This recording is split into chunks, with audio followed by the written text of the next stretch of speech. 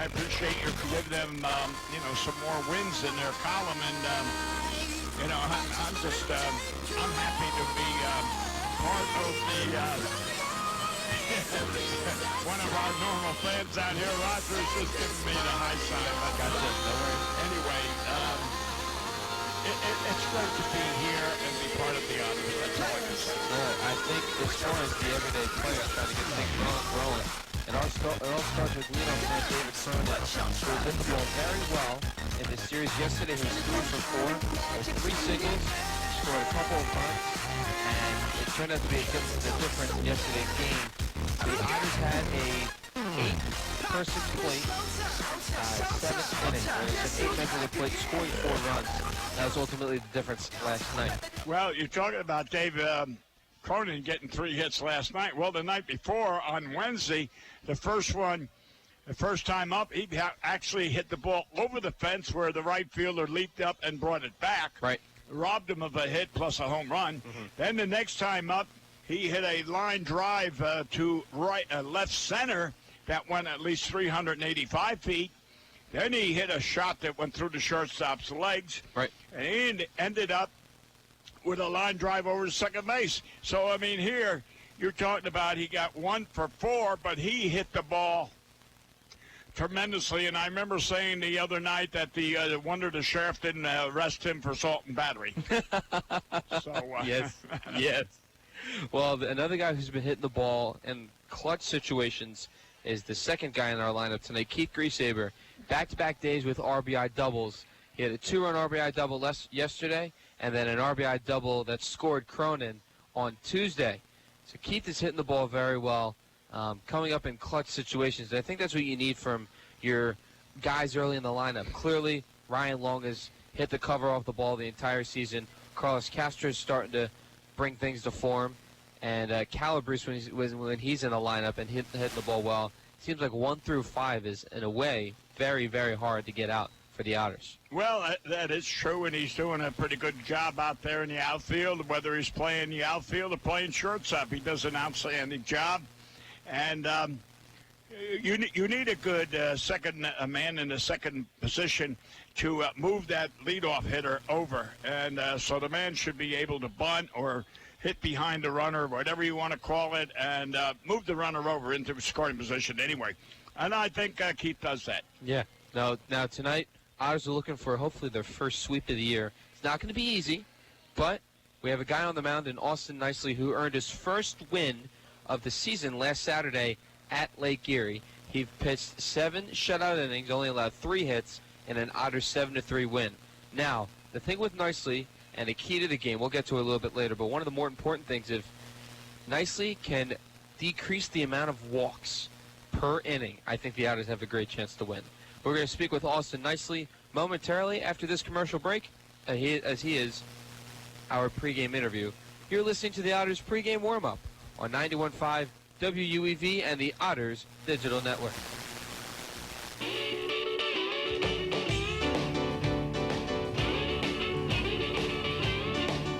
Hi everyone, this is Pat Mitchell-Worley, host of Bill Street Caravan. Join us each Saturday as we bring you the sounds of Memphis, commentary, and music interviews that take you behind the scenes. The show kicks off the All Blues Saturday from 11 a.m. to 6 p.m. right here on 91.5 WUEV. Attention UE alumni. Do you know that the UE Alumni Association sponsors numerous events each year in over 20 cities throughout the country and worldwide? Do you know that over 800 alumni, parents, and other friends volunteer with UE as recruiters, mentors, reunion planners, and fundraisers? Do you know how you can get involved? Find out more by visiting our website at www.evansville.edu/alumni. Now let's go inside the clubhouse for today's one-on-one with the Evansville Otters. All right, Dave Nguyen here with Otters pitcher Austin Nicely, who's coming off his first win of the season. And for the most part, he looked calm, cool, and collective on the mound. I think that's pretty accurate to describe your last outing. Got out of a bases-loaded jam and a first and second jam in the first 2. But Over the course of the start, I noticed your confidence. Just, I guess, talk a little bit about how confident you were on the mound and how you were able to settle in. It's just kind of, being able to make some pitches. Got myself into some trouble, obviously, early. And had some bad breaks in the first couple innings, too. And just knew that, it was so early. Even if something were to happen where a run would come across, it was early enough where, if I keep us close, just try to keep us in the game as far as on the offensive side, and give our lineup's really good, give them the chance to put up some runs. And so I think it was just more of focusing on trying to get, an out here or there when I needed to early, knowing that, it was going to be a long game, just in the first inning. Did you get a feeling of relief when the game was over and knew that we were on the winning side of it, and the fact that you played a major part of it? Because we've been talking before that you were better than your stats show, and that is clear. And I think Sunday or Saturday was a perfect example of that. So was there a little bit of relief afterwards? Yeah. I mean, there was definitely some text messages, back home that were like, it only took 2 months to finally get, the first win. And it wasn't, the start wasn't ever how you draw something up, but, that's baseball, and that's kind of, I've been through it a couple times in my career of whether it's, rough starts or bad breaks or injuries or whatnot. And, you play long enough and you just keep going out every 5th day or every 6th day and competing and trying to put your best stuff against, hopefully their best stuff. And more times than not, if you put the work in, it's going to work out. But it seemed like there for a while, whatever it was, a couple starts in a row that I forgot about now. But, it seemed like it never was going to end. But that's just, that's part of it. And now the good part is, we can hopefully keep it rolling as a team and personally, a couple more before the All-Star break and then, get after it kind of in the second half.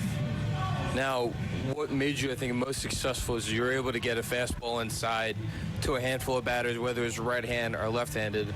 Was that part of the plan? Because it seemed to be executing pretty well. Yeah, I mean, I have to. That's kind of one of my things I have to do in order to be successful is to be able to establish in early and often. And I've been leaning a little more on a two-seam sinker. That's helped me, freed me up, especially here I guess early of having a little bit of command stuff, which isn't me, and being behind in counts gives you, an extra pitch that you can kind of be aggressive with, but knowing that more times than not, it's not going to find a barrel. So that makes it a little easier too. But if I don't establish in, that's one of the first things me and Max always talk about it. If I get in trouble early, it's normally because I'm not establishing in enough and leaving the ball out over the plate. I think what also helped, another side note, is that your wife was there on the road trip to support you. I guess mention a few words of how much that meant to you, the fact that she was able to see you do well. It's always awesome. Anytime, we can be together, and we're fortunate this year that she's, able to come out and stay here for a good amount of time as she's a nurse back home. But, it gives, just that kind of little bit of relief, that kind of normalcy of what it is full time. We've done it. I mean, we've been together my whole career, so we've done plenty of summers where it goes months without seeing each other, and she's having to listen to guys like you on the radio or trying to follow along on apps and so what. So it definitely makes it nicer that she can just kind of chill out and be here and go through the whole experience, good, bad, or indifferent. And it makes it easier for, sometimes it's hard to understand what goes on in an outing if you don't see it, good, bad, or bad. So anytime that we get time spent together in between starts, it just makes everything kind of a little more relaxed and, kind of like I said, normal. Now, I think one of the other things that helped out is that Riz was the catcher behind the plate on that particular start. You've known him for quite a while. He's a veteran. Did that also make it a little bit easier, the fact that you've had chemistry before and you kind of know how to attack things when you get out there on the mound? Yeah, I think it definitely helps knowing each other. And we're still learning. I mean, it's still a learning curve all the time because, it's even though we've been together for 2 years, there was times last year where we wouldn't throw at each other for a while, and same with this year. So it's always kind of going off of what you know of each other, but being communicating well enough to talk about what's working, what's not working, and what we have to do. And that's the good relationship that we have is he can get on me, I can get on him, and we can kind of let each other know what we're thinking. And nobody takes it personal. It's all trying to help each other out. Now, we were able to get win number 1 on the year. I think another milestone or another stop on the checklist would be to get a win here at Bosse Field. What would you need to do to kind of execute and build off of momentum from last Saturday in Lake Erie? I think just continue with the process that I've put in.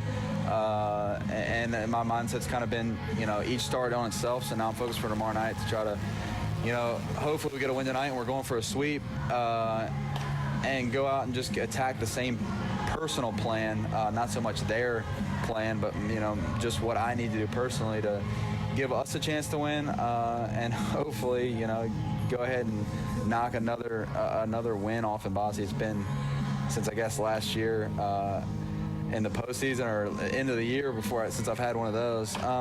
So just being able to, keep the momentum building.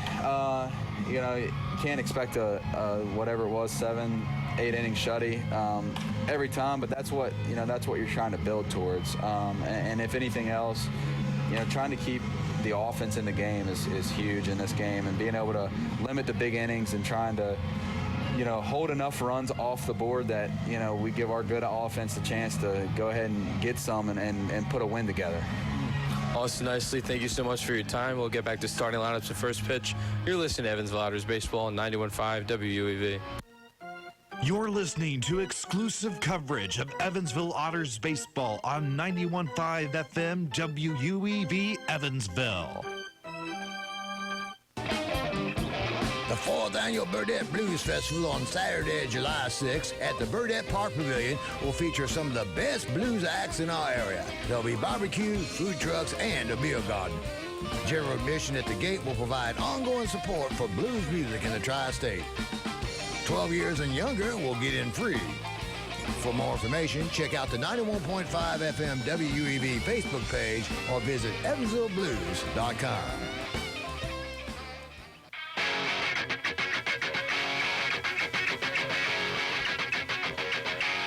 Welcome back to Evansville Otters Baseball. Dave Gwynn and Bill McCune here on the call. We're going to get to our starting lineups. First for the Evansville Otters, batting first, playing second base number 2, David Cronin. Batting second, playing left field number 5, Keith Griesaber. Batting third, the third baseman, number 7, Ryan Long.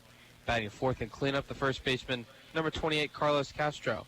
Batting fifth, the designated hitter tonight, number 25, Rob Calabrese. Batting sixth, the right fielder will be the number 3, Jack Meggs in right field. Batting seventh, the catcher today, number 18, Mike Rizzatello. Batting eighth, the center fielder, number 1, Hunter Cullen. And batting ninth, the shortstop, number 27, J.J. Gould. Austin Nicely on the mound for the Otters. For the Boomers will be Jack Parenti in left, Matt Rose at third, Quincy Nieporty at first. Batting fourth will be the shortstop, Jimmy Galuski. Batting fifth will be Nick Odo, playing DH tonight. Playing second base, number 16, Brock Carpenter. He bats sixth. Batting seventh, the center fielder, Dylan Jones. Batting eighth, the right fielder, Raiden Sierra. And batting ninth will be Zach Taylor, the catcher, Matt Miller on the mound, making his third start of the year, his second start against the Otters.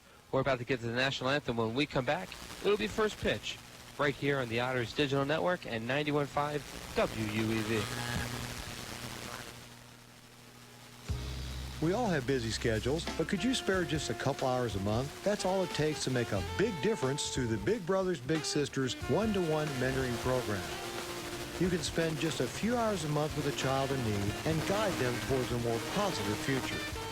For more information on local Big Brothers Big Sisters programs, call 812-425-6076. That's 425-6076. Start making an impact today. Ryan Keberly and his band Catharsis return to the Tri-State live in concert Tuesday, July 9th, 7:30 p.m. It's another Under the Radar concert series show in Newburgh, and seating is limited. A Jazz Flight favorite, Catharsis with Ryan Keberly, Tuesday, July 9th at 7:30. For more information or tickets, contact Steve Roll on Facebook or visit the 91.5 FM WUEV page.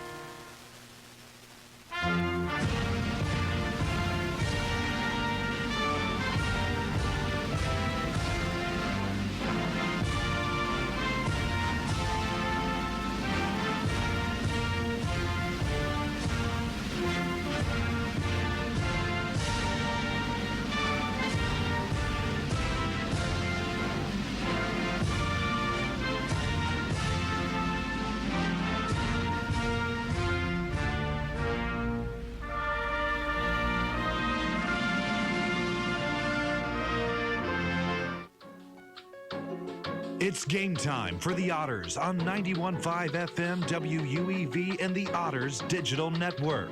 3-1. Long. Toward right. Toward the corner. Toward the foul pole and over the wall. Fair. Home run for Ryan Long. First pitch. Cronin crushes it in the air to deep right field. He bat flips it and it's way out of here. Don't forget, Otters fans, you can catch every Evansville Otters broadcast on 91.5 FM WUEV, online at evansvilleotters.com, and through the WUEV mobile app. Roxon deals the 2-2 pitch. Fastball called strike 3 on the inside corner. Vail rings up Bissell to end it, and the Otters are going back to the postseason. Now, let's go out to the ballpark for all of the action. Welcome to a beautiful afternoon of baseball here at Bosse Field. Dave Nguyen and Bill McCune here on the call. Bill, glad to have you back with us. Why, thank you kindly, sir. The doctor said, I'll just stretch you a little and take a little nip here inside, and you can go home and go to sleep. And that's what I did. All righty. Well, I wonder what the doctor's going to be ordering for Austin Nicely on the mound. He has a good inside fastball. He will be using that throughout today's game. I think it's probably his most effective pitch. He's got a breaking ball here and there, but if he can locate the fastball, I think we have some success here as the Otters try to go for a sweep today. Well, it all depends on throwing strikes. That's the secret of pitching, throwing strikes. And that doesn't mean throwing them over the middle of the plate. It could be the corners. You know, that's what Steve Carlton used to do. Oh, one of my dad's favorites. Yep, always through the corners. Well, batting first would be the left-hander or left-handed batter, Jack Parenti. Batting .279 on the year. Lefty-lefty matchup. And the first pitch from Nicely is a cold strike on the outside corner. I wonder what happened to Mr. Jones. He led off almost every game getting on. Jones is now batting 7th. Oh, okay. Well, 0-1 from Nicely. A ball inside. Count even at 1. Top of the first, no score. We are just underway here at Bosse Field between the Evansville Otters and the Schaumburg Boomers. Nicely gets the sign from his catcher, Rizzatello, the 1-1. Chopper in front of the pitcher's mound. Nicely has it, tosses over to first. Good scoop there by Castro for out number 1. Yes, and I know you, Dave. You watched it. You were very observant. And after Mr. Nicely fielded that ball, he took one step and he threw it. He did the proper thing, and that's why it was an easy out. It was lucky that Castro Castro's been really good defensively. I know it. One of his more underrated attributes to the team. I'll agree with you. I was saying the same thing to my son-in-law yesterday as we were going to the doctors. I said, not only does he hit a long ball, but, he plays a pretty good defense. And I'm glad you see the same as I. Yeah, he's turned a number of double plays that were a fly out right to him, and then he'll tag the first base bag. Count even at 1 after that strike inside to Matt Rose. Well, he's got a good glove, soft glove, good lateral movements. 1-1, another fastball inside. Count moves to 2-1. Nicely made 20 starts last year for the Otters, the most on the team. The 2-1. Ground ball over to short. Gould fields it cleanly and will throw over first in time for out number 2. Otters wearing their navy blue uniforms today with white pants. white letters and numbers, a maroon trim around each. The Boomers in their traditional road gray uniforms, and I know, Bill, you're a fan of classic grays at Allway and classic whites at home. You better believe it. The Yankees, the Red Sox, the Dodgers, the Cardinals. I mean, these are class teams, and they all address accordingly. Right. Quincy Nieporty to the plate, the first baseman, batting .243 on the year. Get a first pitch ball inside. So the first two batters of this inning, Nicely was jamming them inside. I think that's one of the plans of attack for him today. The 1-0, he'll kick and fire. Chopper foul down the third base line to Ryan Long. Count even at 1. Speaking of throwing inside, when the college players are pitching, they don't throw inside with those metal bats. You had a little discussion with Preston last night about metal bats and wooden bats. In college, you don't throw inside.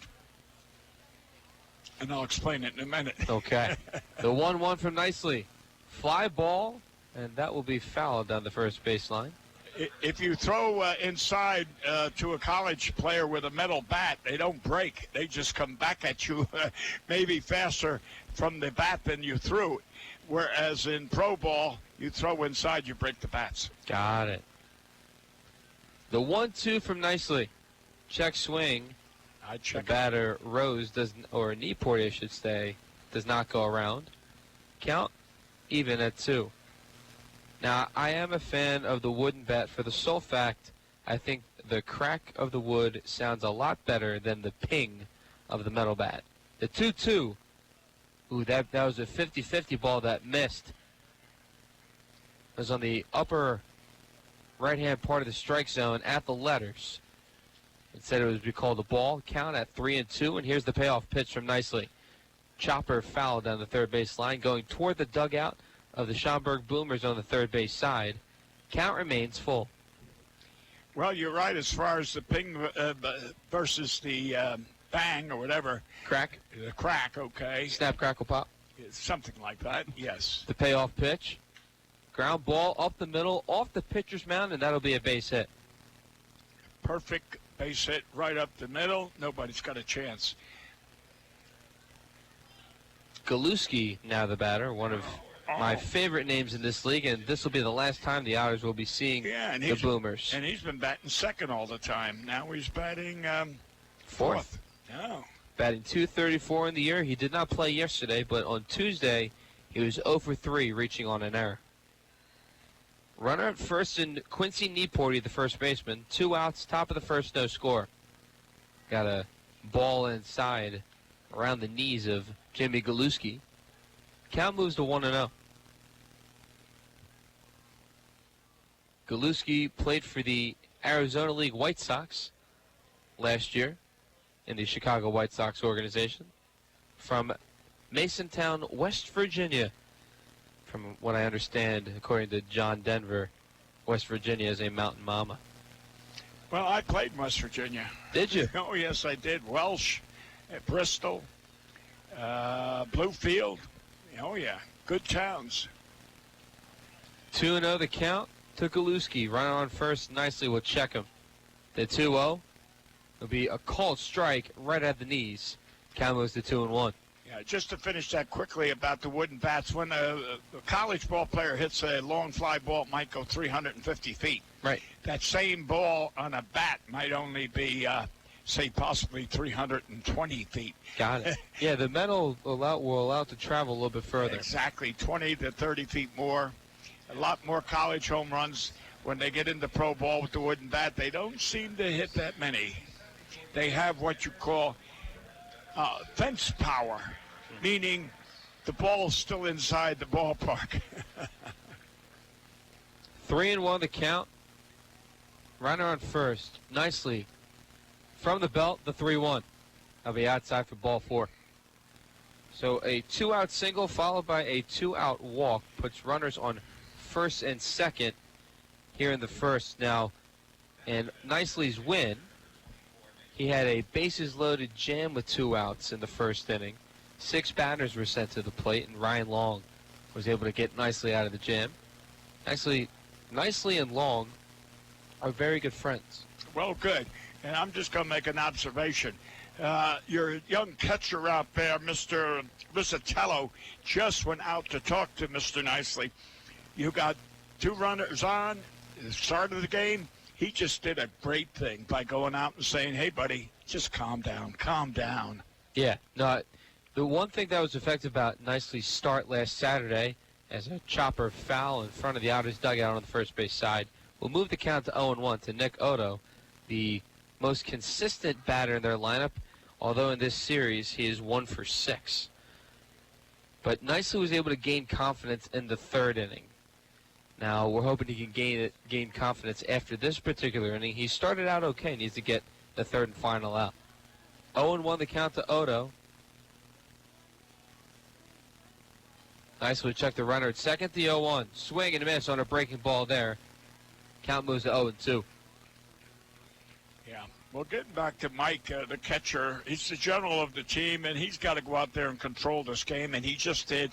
As we say, he went out and told Mr. Nicely, hey, throw nice. Handful of cliches for Austin. 0-2 the count. Nicely would check the runner at second to pitch. Swing and a miss on another breaking ball. Strikeout ends the inning, and Nicely gets out of the jam. We head to the bottom of the first. No score. Otters will get to the plate. You're listening to Evansville Otters Baseball on the Otters Digital Network and 91.5 WUEV. This summer, the Frontier League heads to the Big Apple as its brightest stars battle the Can-Am League's finest in the historic first-ever Frontier League Can-Am League All-Star Celebration. It's July 9th and 10th in beautiful Rockland County, nestled in New York City's suburbs. Slide to rocklandboulders.com for tickets and lodging information to see the best baseball stars shine in New York. Again, visit rocklandboulders.com and show support for your team in the Frontier League Can-Am League All-Star Game. No matter how large or small your digging project may be, no matter how urban or rural, you must always call 811 before any digging project. 811 is our national one-call number, alerting your local utility companies to come out and mark any lines they have near your dig site. So before you do this or this, make sure you do this. For digging projects big or small, make the call to 811. Brought to you by Indiana 811. The Evansville Otters would like to thank the Evansville Courier and Press for their support and coverage of Otters baseball. The Evansville Courier and Press provides news, sports, and weather coverage to the Tri-State, both in a print and online edition. The Evansville Courier and Press can be found online at courierandpress.com, as well as on Facebook, Twitter, Instagram, and Pinterest. The Evansville Courier and Press, a member of the Journal Media Group.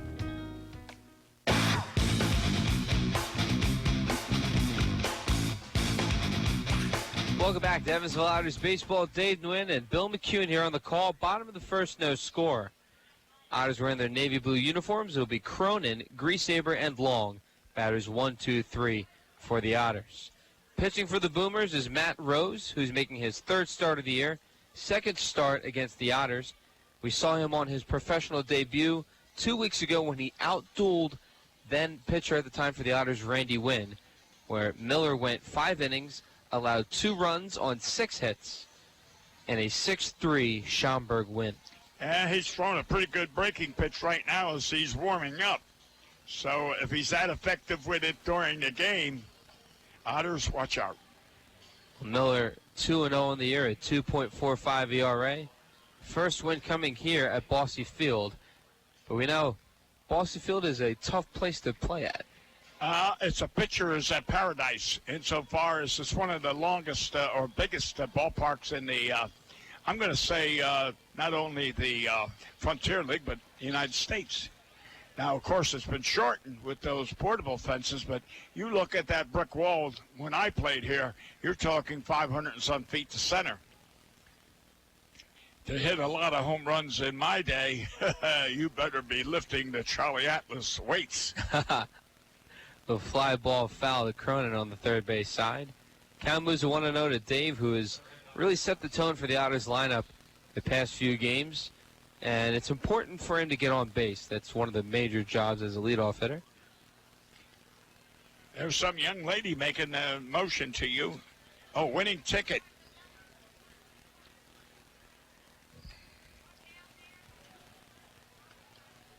As Cronin will have an even count at 1. We were motioning the nice young lady that the 50-50 ticket counter is to the other side of the booth. I think Channel 14 is giving away every inning. They're giving some kind of a prize away. Yeah, they're giving away what is called a Roku box. Yeah, what is that? So that pitch is away to Cronin. Count moves to 2-1. But the Roku box is one of those devices where you can watch TV and movies without paying for cable. Really? Yes. Oh, too bad I didn't know that. Oh, it's part of the new technology movement. Cronin swinging a miss at a high strike. High and outside. Count moves even at 2. I would have went down there and slipped a couple bucks to those 14 to make sure I win one. So yeah, the technology movement. There's that thing called Apple TV. There's the Amazon Fire Stick. There's the Roku box. Slowly moving to digital TV instead of paying for cable. Swing and a miss. Cronin falls for a fastball away. That'll be out number 1. Now, you talk about the high fastball and that hitters just love to swing at it. Yes. And unfortunately, that was a victim to Cronin in that at-bat, and then the breaking ball that was low and away. Well, as I say, when you got 2 strikes, you either give them the low outside pitch in the dirt or you give them the high pitch. That is with, 0-2 or 1-2. You can afford to waste the pitch. Miller's first delivery to Keith Griesaber is a foul ball late behind the plate. Count moves to 0-1 to the St. Louis native. He's had back-to-back games with RBI doubles. They've come at crucial times, extending the Otters' lead in both games. On deck is Ryan Long. The 0-1 to Griesaber. Pitch is inside, around the ankles for a ball. Count moves to 1-1. Did you see the catcher throw it back to the pitcher on a hop? You don't see that very often. So, in other words, you need to have a strong arm behind the plate, don't you? Well, you better. The 1-1 will be a foul down the third base line in front of the dugout of the Schaumburg Boomers. All 3 pitches in this particular at-bat have all been inside to Griesaber. So the scouting report going into game number 3 must have been, we don't want to give him a pitch away because he can extend his bat out and put a good swing on it, so let's try to jam Keith inside. Maybe Keith will try to adjust as he steps back into the batter's box. The 1-2 to Griesaber. Curveball. And a cold strike 3, as a matter of fact, will be out number 2. Back-to-back strikeouts for Miller here to begin the bottom of the first. I said he had a pretty good curveball when he was warming up. That was a beauty right there. I mean, that froze Keith. He just stood there and watched it and then walked away calmly. That was a super curveball. Here's Ryan Long to the plate. The Otters' most consistent hitter. Leads the Frontier League in home runs and RBIs. First pitch from Miller to Long will be bouncing in front of the catcher, Taylor. Count moves 1-0. Now, I don't know if you remember, but on Tuesday we mentioned that Ryan Long has white cleats. Yes. I ran into him in the clubhouse today, and it turns out that he's been wearing white cleats the entire season. I just noticed that now. Well, the 1-0 to Long. Outside will be called a strike. Well, you could see Ryan shake his head. He didn't agree with the call. And again, leave it go. Even though it's a ball, if it's not your pitch, don't swing at it. He didn't think it was his pitch. He didn't swing. Ryan should get one that's inside or over the plate. That's where his power is. It's a 1-1. That's a breaking ball in the dirt. Count moves to 2-1.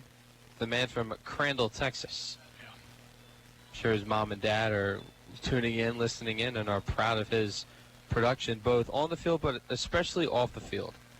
Now, Ryan's the kind of guy who will go out into the community and serve. He'll lift this one in the air in the outfield. That's pretty shallow. Jones, the center fielder, will come under it and will make the catch for out number 3. 1, 2, 3 innings for both Nicely and Matt Miller as we head to the top of the second. No score here from Bossy Field. You're listening to Evansville Otters Baseball on 91.5 WUEV and the Otters Digital Network.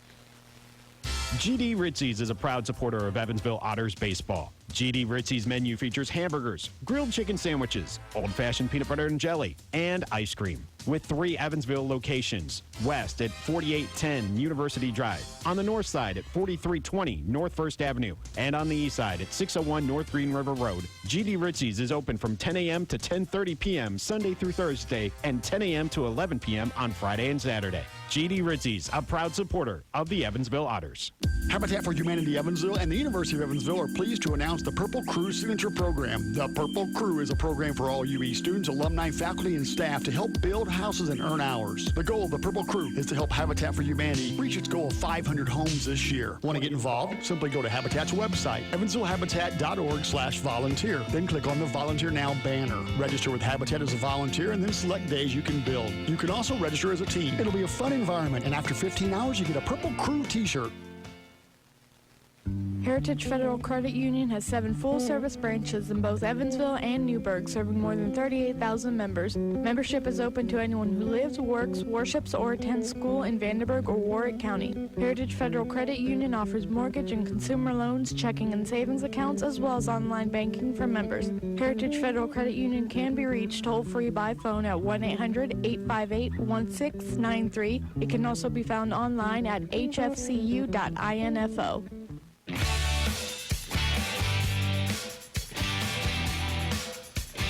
Welcome back to Evansville Otters Baseball. Dayton Wynn and Bill McCune here on the call. A beautiful day here at Bossy Field. Sun is out. Temperature is a little humid, but overall not too bad. Well, it's been in the 78, 79, 80, 81 area, and that is comfortable. Even though it's a little muggy, it's still comfortable.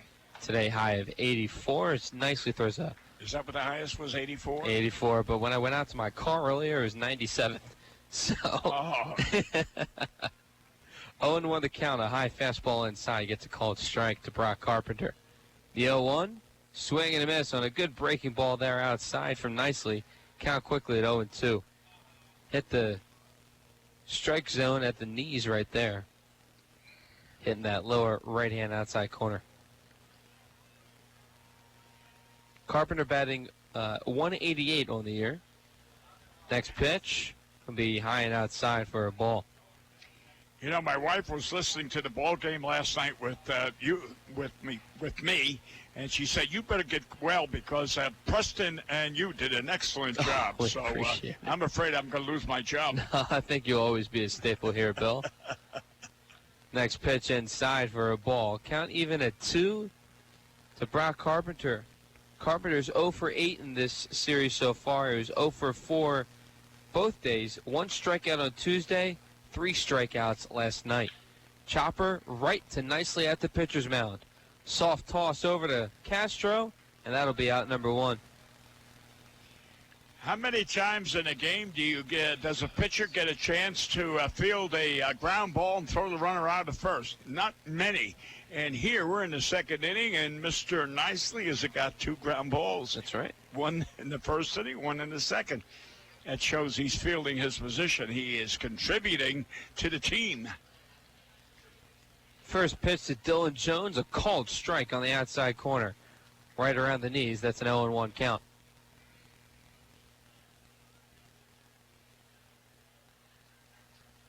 Nicely digs in. From the belt, the 0-1. Ground ball foul down the first baseline. Count moves quickly to 0-2 to Dylan Jones. Jones hitting .272 on the year. 0 for 6 in this series. Jones played for the Boomers last year. He resides in Fombell, Pennsylvania, which is north of Pittsburgh. Have you ever heard of Fombell? No, I have not. I was in many, many towns in Pittsburgh, in Pennsylvania, but no, I never heard of that. Lefty-lefty matchup.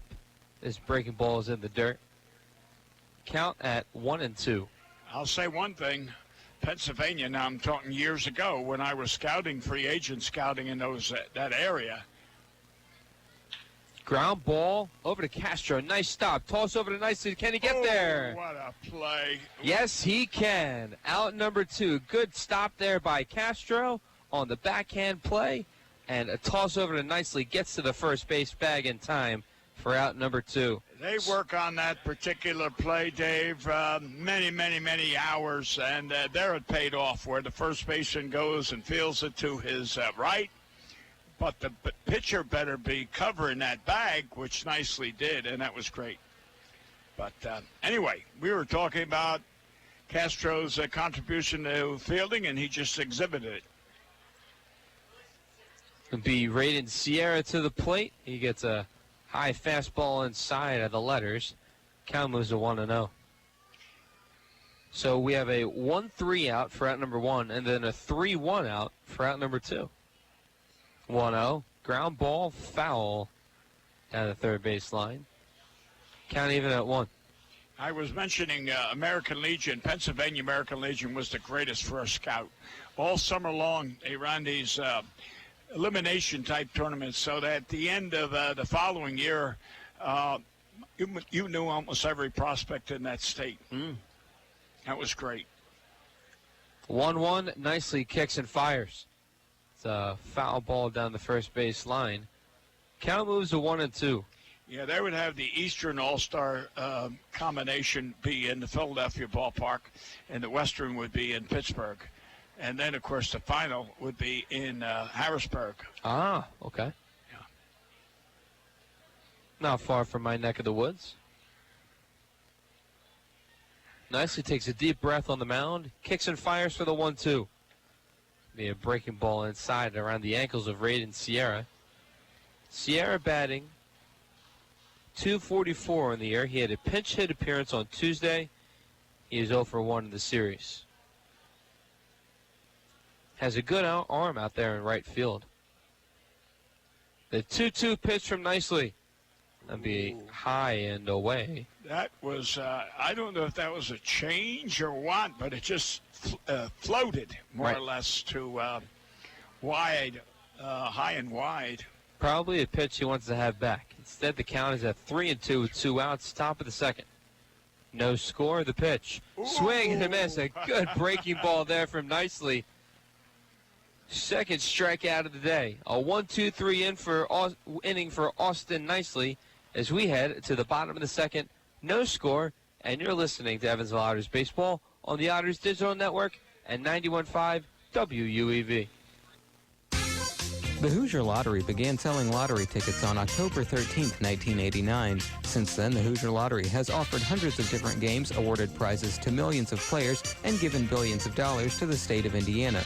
The Hoosier Lottery's mission is to responsibly provide innovative and entertaining lottery games for the benefit of the citizens of Indiana. To learn more about the Hoosier Lottery, visit them online at HoosierLottery.com. The Hoosier Lottery, a proud supporter of Evansville Otters baseball. Free music, ticket giveaways, artist interviews, and jazz that cooks the blues away. The sounds are perking hot in the Jazz Cafe. I'm Paul Mattingly. I bring all that is jazz and focus on some of the best in area music and culture. Tune into the Jazz Cafe every Friday from 3 until 6 p.m. If online music is your obsession, catch us at WUEV.org. 91.5 UEV is your only place for jazz in the Tri-State. The International Brotherhood of Electrical Workers, Local Chapter 16, would like to take time to say, Go Otters! The IBEW Local 16's jurisdiction includes 13 counties in southwestern Indiana, as well as Wabash County in Illinois. Its members are divided into several categories of electrical work, including inside construction, maintenance electric, residential wiring, and sign classifications. More information on IBEW Local 16 can be found online at IBEW16.net. You're listening to exclusive coverage of Evansville Otters baseball on 91.5 FM WUEV Evansville.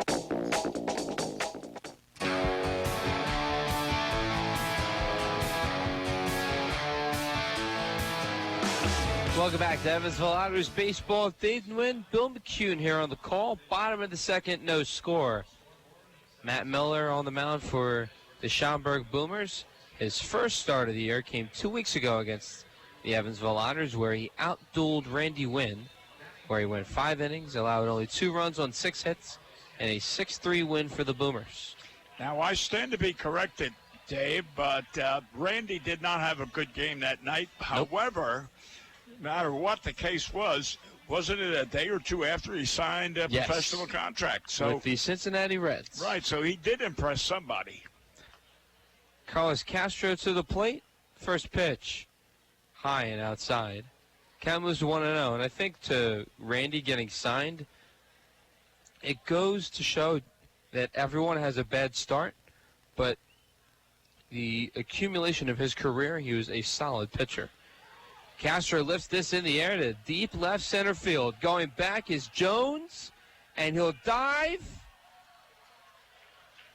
And I think the umpire is ruling on the base hit that it's a home run. I was waiting for the signal. Didn't see it right away, but a solo home run for Carlos Castro.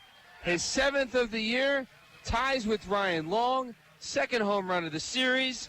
Otters on the board as he lifted that shot to deep center field over 400 feet. Something like the other night on Tuesday, his first pitch, he just hammered it. And insofar as what you said, you were waiting for the umpire. The home plate umpire did not call it. It was the umpire on the bases that was out behind second base that made the call. So that's why it was confusing. Solo home run for Carlos Castro gets the Otters on the board once again. Calabrese to the plate. First pitch. Called a strike on the outside corner. So does that mean that we talk positively about these guys? They get up and hit home runs? Maybe. Well, let's talk. Carlos has been in a groove. Oh, I know it. I tell you what, he is. He's probably one of the hottest hitters in the league. Next pitch to Calabrese is low and outside. Count even at 1. Calabrese hitting .292 on the year, leads the Otters in batting average. 0 for 4 yesterday with 2 strikeouts. Carlos had 6 home runs and 18 RBIs. Now he's got 7. Calabrese will lift this in the air to left field. Playable for Parenti. Going back is Galuski, and he makes the catch in left field for out number 1.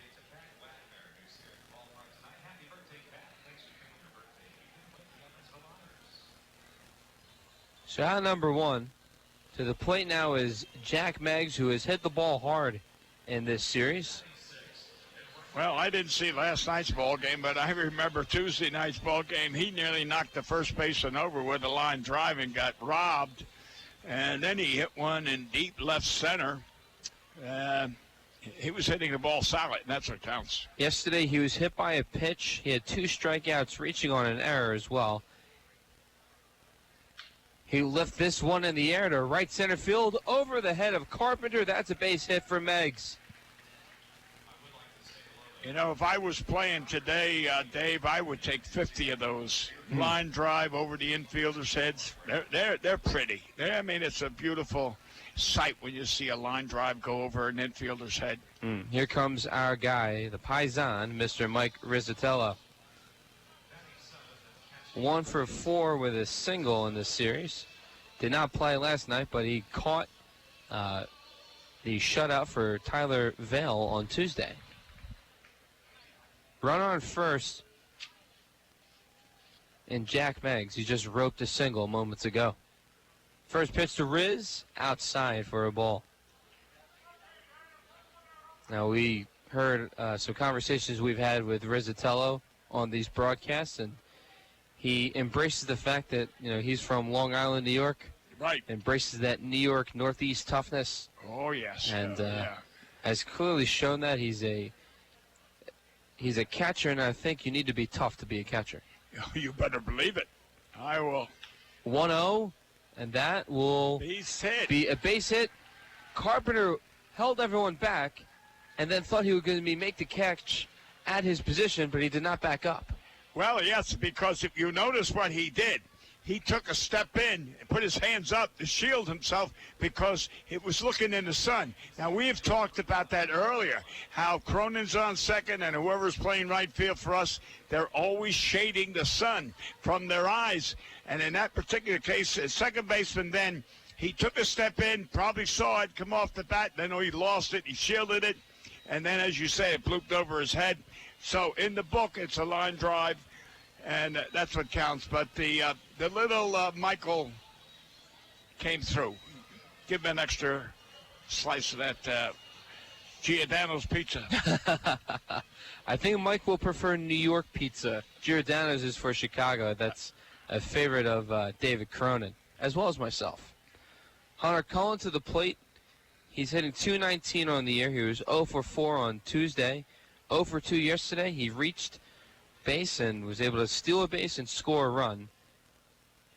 First pitch to Hunter is called outside for a strike. Runners on first and second. 1-0 Otters after the solo home run from Carlos Castro.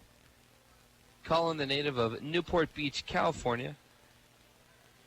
He scored an important run yesterday. He stole home on a wild pitch, or touched home, I should say, on a wild pitch back in the 7th inning last night. Meggs dancing on second base. This pitch is outside for a ball. Count even at 1, and Meggs looks a little antsy out there at second. He leads the Otters in 11 swiped bags and probably wants to get his 12th and will get him closer to home. Right now he's 180 feet away. 1-1 the count to Hunter Cullen, batting .219 on the year. Miller fires the 1-1, and this pitch is foul down the third base line and out of play. You're talking about him stealing home. In essence, he scored on that run, but you know one of the greatest steals of home was in the World Series by none other than Jackie Robinson. Right, and that's right. You remember that? And Yogi Berra made the tag, and he argued with the umpire. He tagged him, but the umpire said no, it was a steal of home. I think people kind of forget the fact that Jackie Robinson was a really good baseball player. Oh, a very good base runner. Yeah. Yeah. I mean, it's great that he was able to establish the movement as Miller will step off the bag. But I think one of the more things that people really didn't talk about as far as my teachers in school is that Jackie Robinson was not only a great base stealer, but he helped the Dodgers win the World Series, didn't he? Oh, yeah. Oh, yeah. I would say so. Yes, I would say so. The 1-2 to Cullen. That's behind the catcher Taylor. Runners will advance. And that, I believe, would be, what would you call it, Bill? Pass ball. Okay. It just went right out of his glove.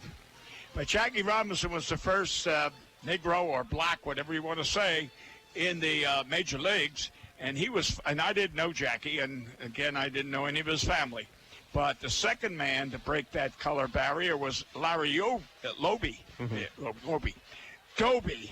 And he was from New Jersey, Patterson, New Jersey. I knew Larry very, very well. And he was a super gentleman as well as a great ball player. I think the correct term might be African-American. Well, again, that... Fly ball left field. And that'll be caught by Parenti. Ooh, look at and that throw. A great throw there by Jack Parenti holding Jack Meggs at third. Yeah, well, they didn't use that term in those days. Yeah. Did you see the movie 42 about Jackie Robinson? I probably did. It was out recently. Recently? Yeah. Oh, no, then I haven't seen it, no. It's with, I'm blanking on the actor's name. He's the same actor who played in the Marvel movies recently with Black Panther. Now, I don't go to the movies very often. You know, when I was playing pro ball, I and many, many, many of us, that's where we spent all our afternoons. Got it. J.J. Gould to the plate. First pitch to J.J. is outside for a ball. At that time, I'm trying to think here in Evansville. Someone's going to call and correct me, but I think there was like 5 or 6 movies downtown. Okay. And you could go to, different ones every day. Mm. In fact, there was one next to the... This next pitch is fouled behind the catcher, Taylor, and our radio engineer, Mr. Paul Bregan, reminded me that the actor's name who played Jackie Robinson is Chadwick Boseman.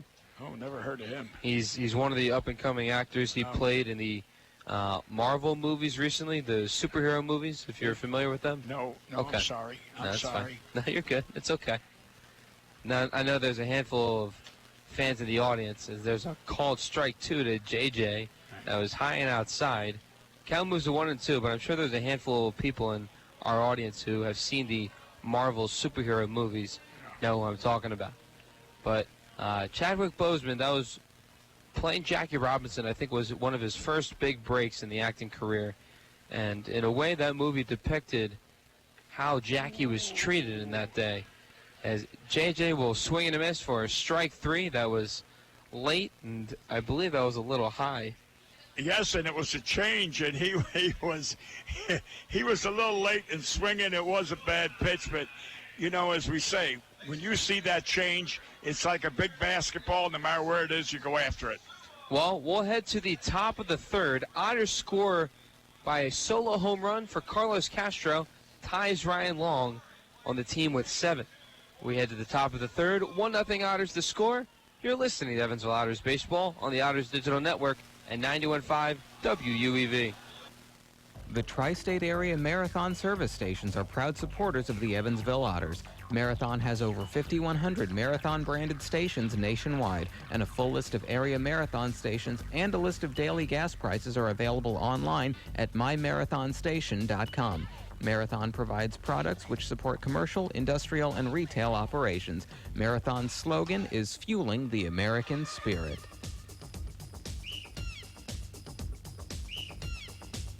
Hey, it's Mixmaster Jones Capone. Be sure to check me out right here on 91.5 WUEV for Party Lights Uncut. Party Lights Uncut is the premier and longest-running hip-hop and R&B show in the Tri-State. Every Friday and Saturday night, midnight to 2, Party Lights Uncut plays the best in contemporary hip-hop and R&B from today's top artists. So be sure to tune in right here on 91.5 WUEV. Party Lights Uncut. This Evansville Otters broadcast is made possible through support from New Image Travel. New Image Travel provides motor coach charter service to the United States and Canada with pickup within a 150-mile radius of Evansville. A full list of New Image Travel's offerings can be found online at newimagecharter.com. New Image Travel can be reached toll-free at 1-800-432-6213. New Image Travel, a proud supporter of Evansville Otters baseball.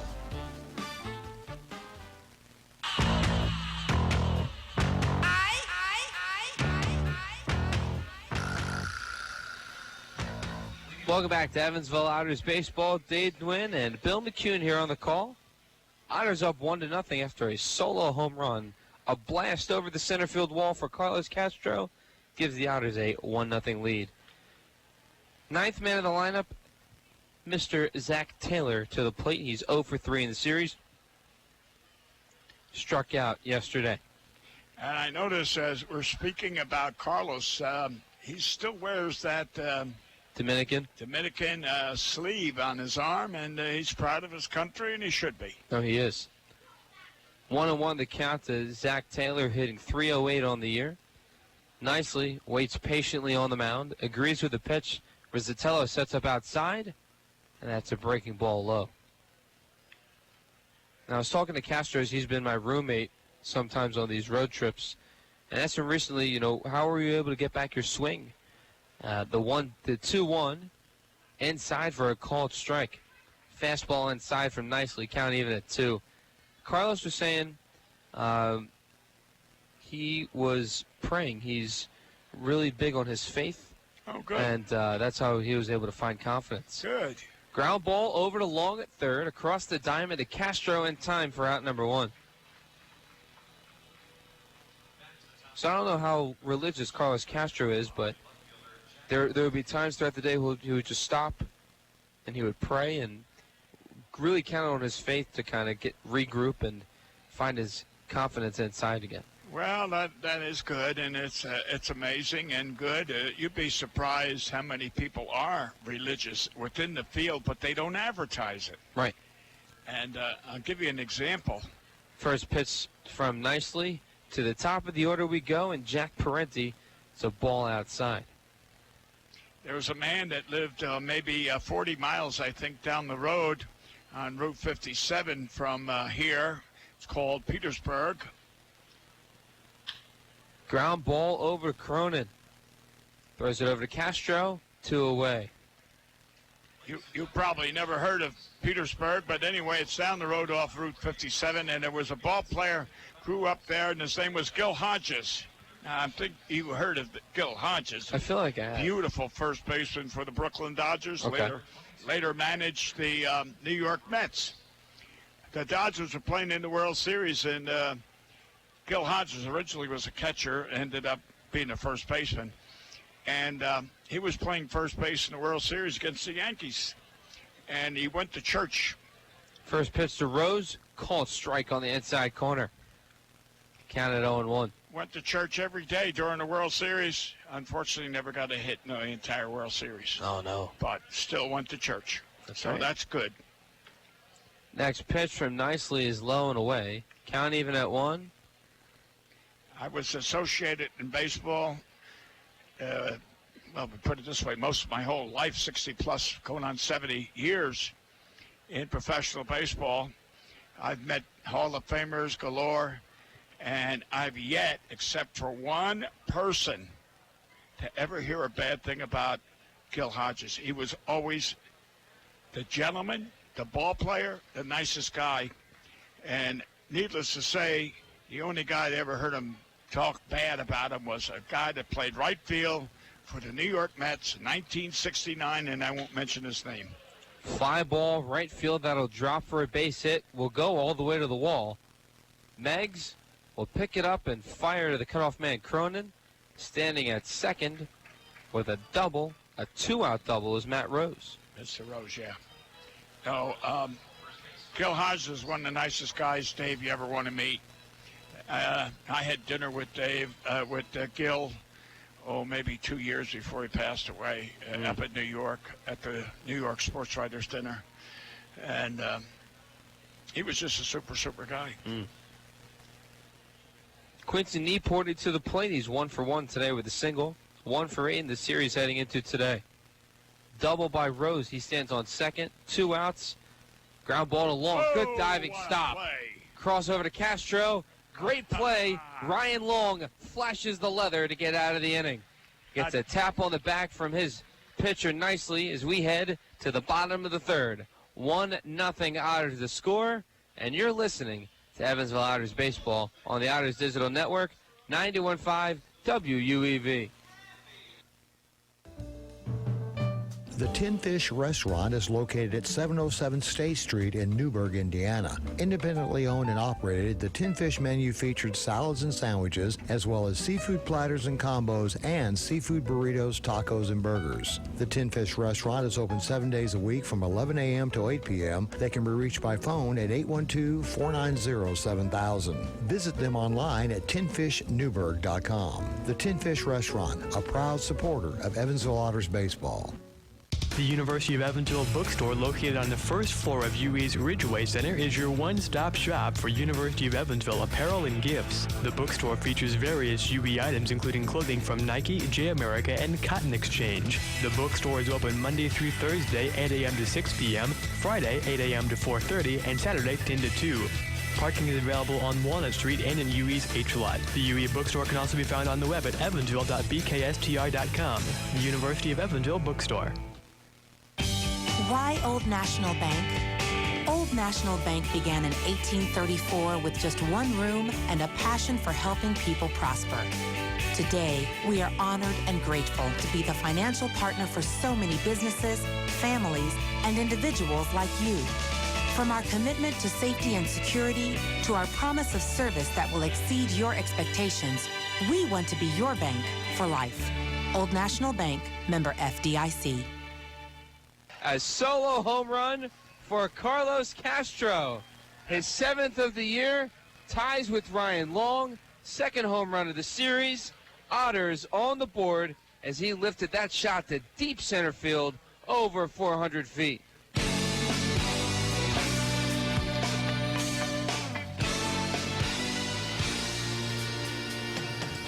Welcome back to Evansville Otters Baseball. Dave Nguyen, Bill McCune here on the call. We heard that home run by Carlos Castro seconds ago. That's the difference in this game. It's 1-0 Evansville. No, he hit one the other night. He tomahawked it out on a high inside pitch on the first pitch, and it went out quickly. This one here was similar. First pitch to Cronin is we're back at the top of the order. That pitch is low and away for a ball.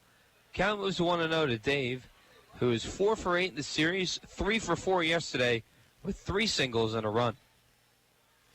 Well, just a remark about Castro, if we may. 1-0 outside.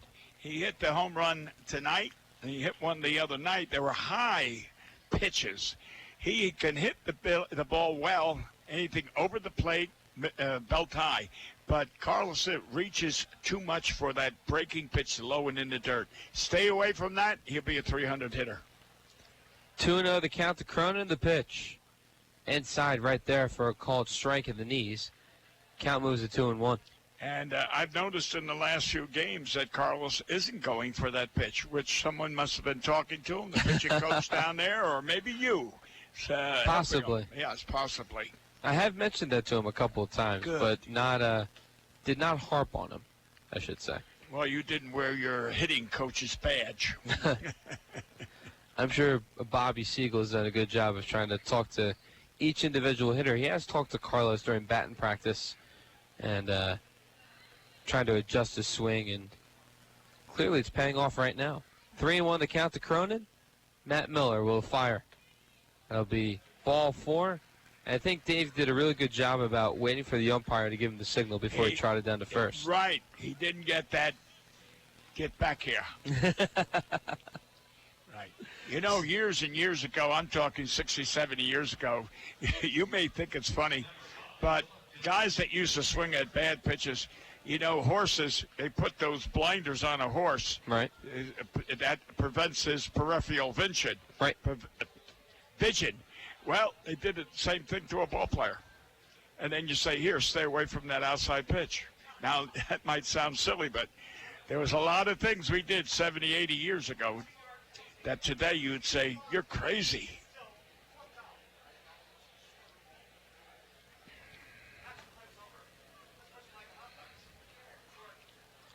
First pitch to Keith Griesaber is outside. He shows bunt, then pulls the bat back. Count moves to 1-0. Cronin on first. Cronin has an on-base percentage this year of, get my numbers correctly, but it's .347. Well, Andy gave a slew of signs down there, so either it's a steal or it's a bunt or maybe a combination hit and run. Who knows? He's gonna be running. He come back. Did you see him leaning? I did. Yeah, he was probably going to steal. Mentioned that if you're still around in the area, come down to the ballpark. It's a Bud Light Thirsty Thursday, discounted on Bud Light drafts here at the ballpark. Got a decent crowd here tonight. A little humid, so why wouldn't you come here for Thirsty Thursday? Ooh. Ground ball, a base hit on the left side of the infield. Past the diving Matt Rose. A single right there for Keith Griesaber. Runners now on first and second for the Otters. And most importantly, no outs. Right. Now, normally, I shouldn't say normally, occasionally this situation calls for a bunt. Move the runners to second. But I wouldn't tell Ryan Long to bunt. Well, no, I didn't finish my comment. Many times you do, but it all depends on the batter, right, whether you do or you don't. Now, in this case, it's the number 3 batter in the lineup, meaning he's the best hitter, most consistent, and you're not going to be bunting. You're hoping he gets a base hit and drives in that run. First pitch to Long in the dirt. Count moves 1-0. While we are in the third, if Long were to, let's just say, hit an RBI, it could potentially break the game open. Well, that'd be nice. I'd like to see Ryan. I'd like to see him maintain that lead in the league, RBIs and home runs. Ground ball foul down the first base line. And I hope even count at 1. And I hope he's the starting third baseman on the All-Star game. Yeah, we'll find out those results tomorrow. I don't want to brag, but I gave Preston a Duke Snyder bat. Oh, wow. To give to Ryan. I said there's 3 home runs in it. Oh, okay. I hope he uses it. Man on first and second, no outs. Long That's a double. rips this That's down a the double. right field line. That's a base hit. Rounding third, scoring is Cronin. Here comes Greasehaber right behind him. Long extends for a triple. Slides there safely. 2-run triple for Ryan Long. Otters add 2 more. 3-0 Evansville. Well, you saw it hit right down the line. You knew it was extra bases. I knew double. I kept saying double, but here Ryan Long goes into third standing up, not sliding into third, standing up. That must have been some hit, and of course that's excellent speed.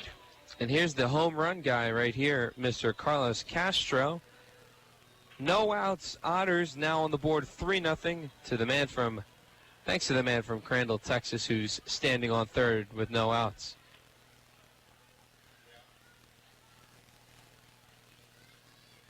First pitch from Miller is a called strike on the outside corner. Ooh, what a beautiful curve. Ooh. Did you see Carlos bend? He got fooled. Counted 0-1. No outs. Long with the 2-run RBI triple. Snagged back at third base. Good play there by Rose. And he'll throw Castro out at first for out number 1. Diving stop there by Matt Rose. Held Long at third. There's 1 away. Yes, Carlos got robbed of a double there, but more importantly, Ryan got back to the base because that wasn't that far off. The third baseman made a heck of a play, and all Ryan had to do was take a couple steps toward home, and he would have been out. But he quickly got back. Yeah. We got a mound visit, and let's get to our main fact of the day. Today, and on June 27th, 1977, 39-year-old Giants first baseman Willie McCovey becomes the first major leaguer to hit 2 home runs in 1 inning twice in his career. His first homer in inning game was April 12, 1973. McCovey would collect 521 career home runs, tied with Frank Thomas and Ted Williams for 19th all-time. The 6-time All-Star, 1959 NL Rookie of the Year, and the 1969 NL MVP was elected to the Hall of Fame in 1986. So today, at 39 years of age, Willie McCovey hit 2 home runs in the same inning. Impressive. And he hit them, I'm assuming, in the San Francisco Bay. That's right. Which was called McCovey Cove. That's right. There you go. I've been to AT&T Park once, freshman year of high school. Went out to see a Giants game. Sat out in left field, which was, I believe, where Barry Bonds was at the time. Barry Bonds wasn't playing when I went out there, but that's what left field was most known for. Right. Calabrese has a 2-0 count. And there are certain towns like St. Louis, San Francisco, they have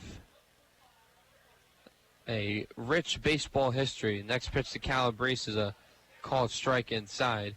Count moves to 2-1. Well, the San Francisco Seals, you probably never heard of them. They used to be in the Pacific Coast League.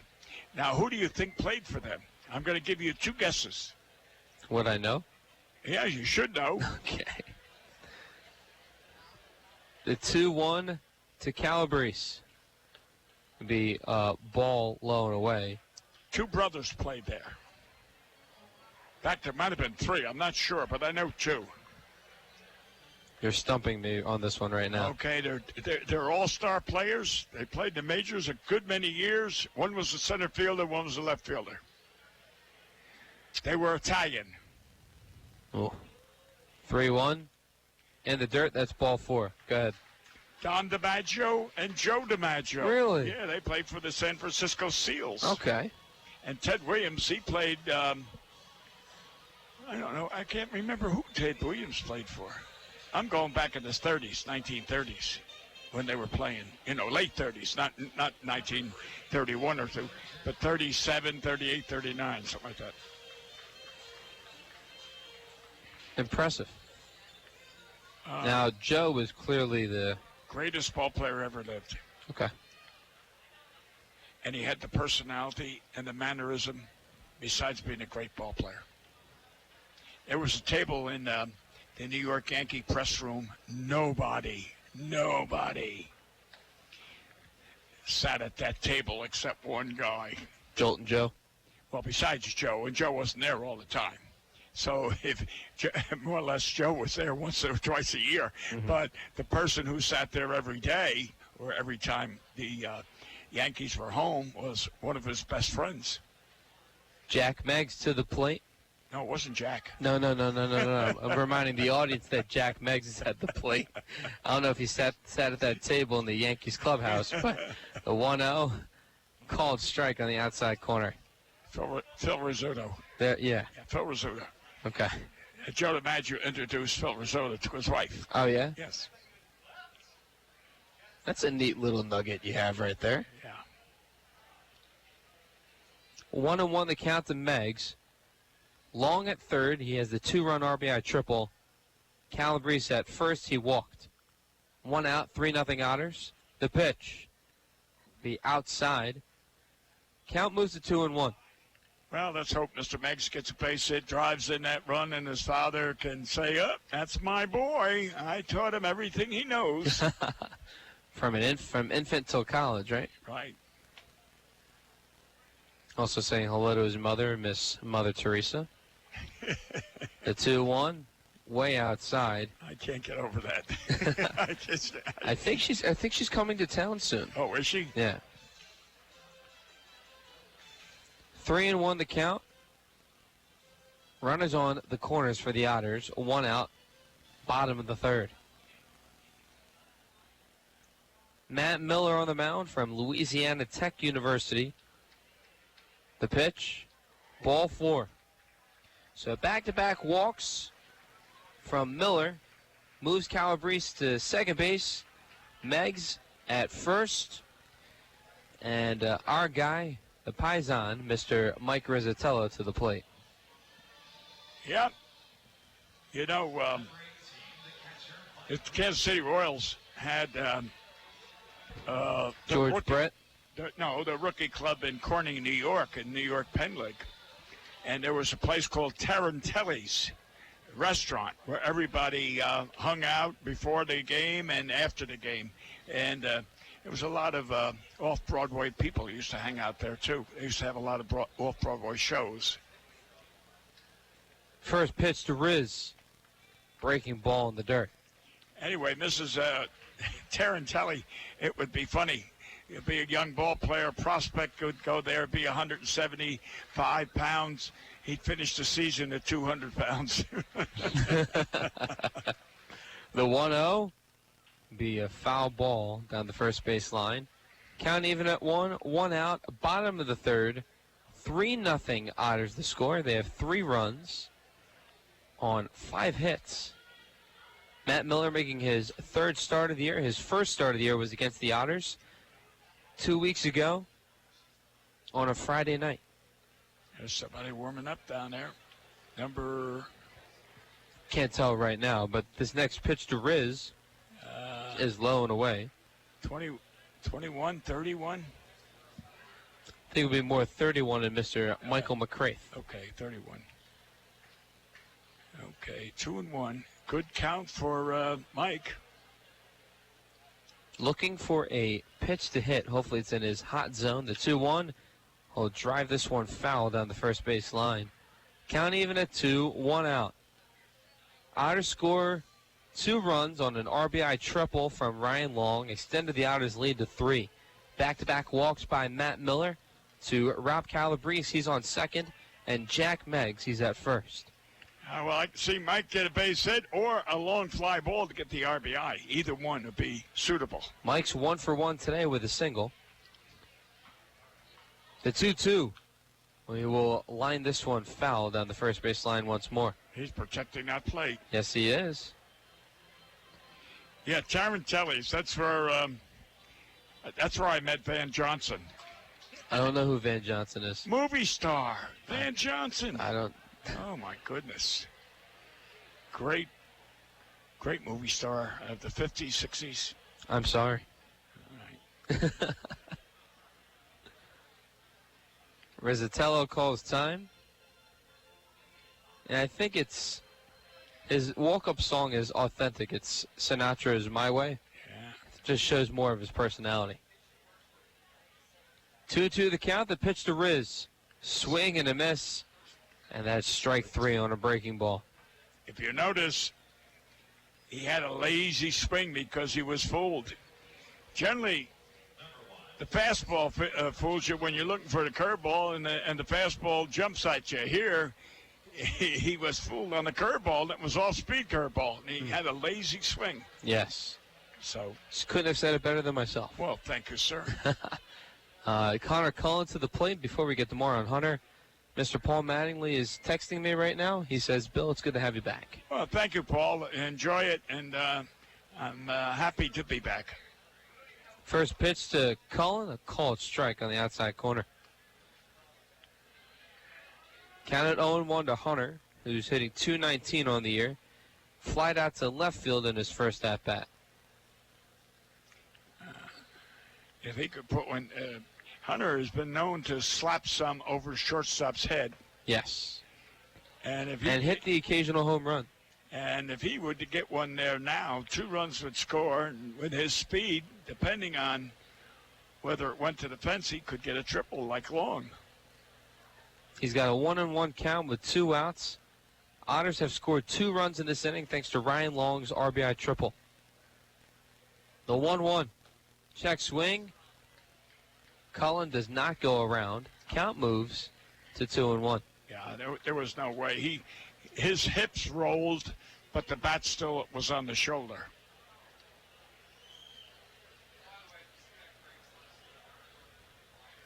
Miller having some trouble on the mound. He has 31 strikes, 29 balls. Wow. Here in the bottom of the third. Pitch will be fouled away. Count moves to 2-2. And tonight is Thirsty Thursday, and I see everybody's enjoying the evening with Thirsty Thursday. Yes, a lot of Bud Light drafts around here at the ballpark. Oh, well, that's good. Do you have a choice of beverage if you were in attendance today? I knew you were going to ask that for some reason. I just knew. The 2-2 to Cullen outside. I would have a, what do you call it, a Dr. Pepper. Okay. I don't drink the alcoholic beverages anymore. No? Okay. No.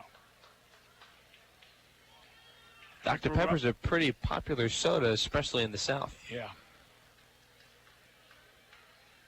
Full count to Cullen. The payoff pitch. Ripped on the right side of the infield. Carpenter will throw over to Nieporty in time. Otters leave the bases loaded, but Ryan Long comes through with a RBI triple that puts 2 more on the board. 3-0 Otters after 3. You're listening to Evansville Otters Baseball on the Otters Digital Network at 91.5 WUEV. The local Pepsi bottling group features Pepsi Company products for distribution to retailers and vendors in the tri-state and would like to wish the Evansville Otters the best of luck in today's contest. The Pepsi bottling group has locations at 2605 West Marion Street in Marion, Illinois, 3081 Contronics Drive in Owensboro, Kentucky, and 11733 West Industrial Park Drive in Elberfeld, Indiana. Information on Pepsi products can be found online at PepsiCo.com. Pepsi, a proud supporter of the Evansville Otters. The University of Evansville's Department of Creative Writing is one of a few schools in the country to offer a Bachelor of Fine Arts in Creative Writing. Award-winning and widely published faculty teach in genre fiction, humor writing, digital media, screenwriting, creative nonfiction, and contemporary poetry. Students edit nationally and internationally recognized publications such as the Evansville Review and Measure. This hands-on experience with professional writers, editors, and publishers prepares students for graduate school or careers as editors and publishers. Visit creativewriting.evansville.edu for more information. The Evansville Otters would like to thank Sinorama Evansville for their support this season. Sinorama Evansville is a multi-application supplier of custom-made signs, banners, and decals in the tri-state. Located at 1300 North Royal Avenue in Evansville, Sinorama is open 8 a.m. to 5 p.m. Monday through Friday. They can be reached by phone at 812-477-7763 and can be found online at sinorama.com/in-Evansville. Sinorama Evansville, a proud supporter of Evansville Otters baseball.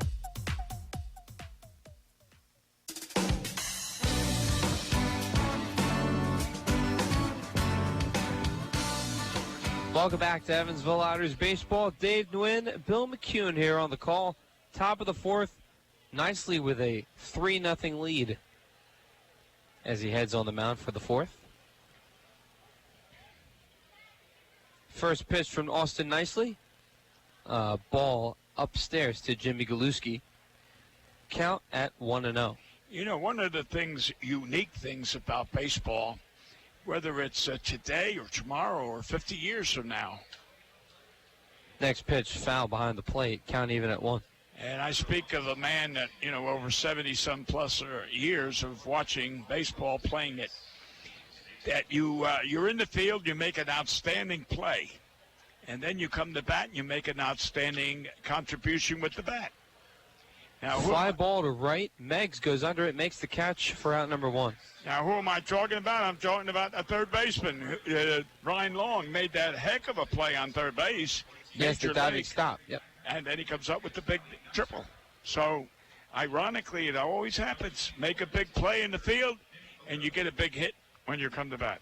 Nick Odo to the plate, the DH tonight. He was also the DH last night. 1 for 6 in this series. He was 0 for 3 on Tuesday with 2 strikeouts. 1 for 3 yesterday with a single and a fielder's choice. Swing and a miss. Good breaking ball there from Austin Nicely. Count moves to 0-1 with 1 out. The man from Grottoes, Virginia. From the belt, he'll fire. This pitch it hit him. Kind of a late call, but hits the elbow of Nick Odo, and there's a first hit by pitch today. Brock Carpenter to the plate.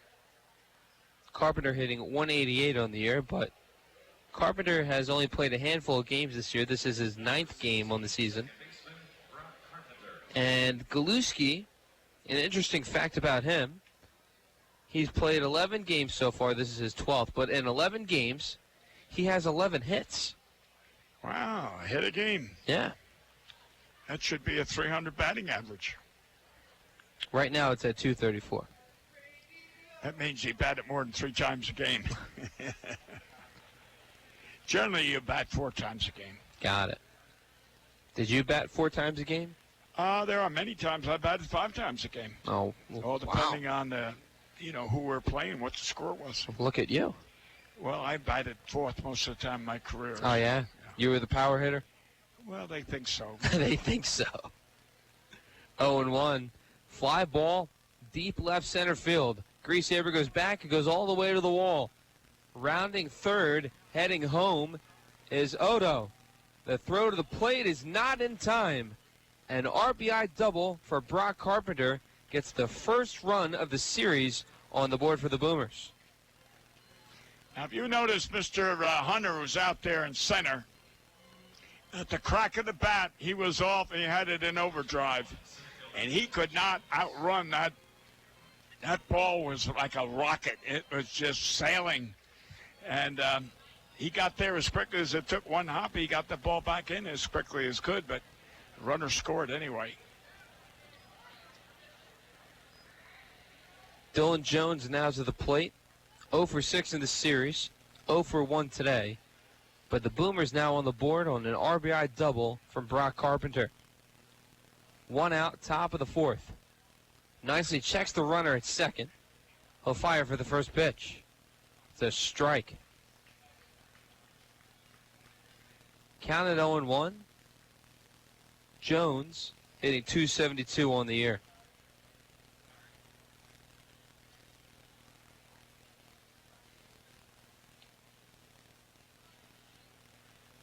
The 0-1 will be fouled on the first base line.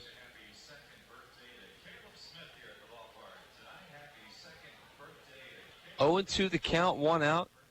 Boomers get on the board. 3-1 the score. Nicely has 36 strikes, 23 balls heading into this next pitch.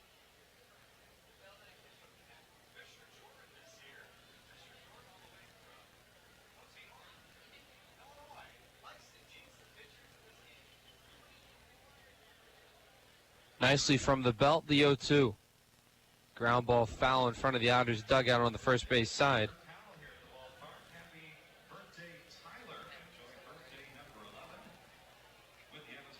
And a fun fact in this series, that run ended the 21 1/3 innings scoreless streak for the Boomers offense. Wow. 21 1/3 scoreless innings. That's got to be rough. Oh, well, 9 and 9 is 18, so that's 2 games. Well, that was back-to-back games. Yep. Nicely checks the runner at second. The 0-2 will be fouled down the third base line. Count remains at 0-2.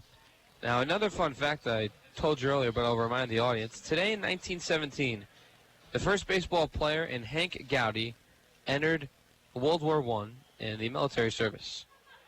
Oh, World War I? Yes. Oh, my goodness.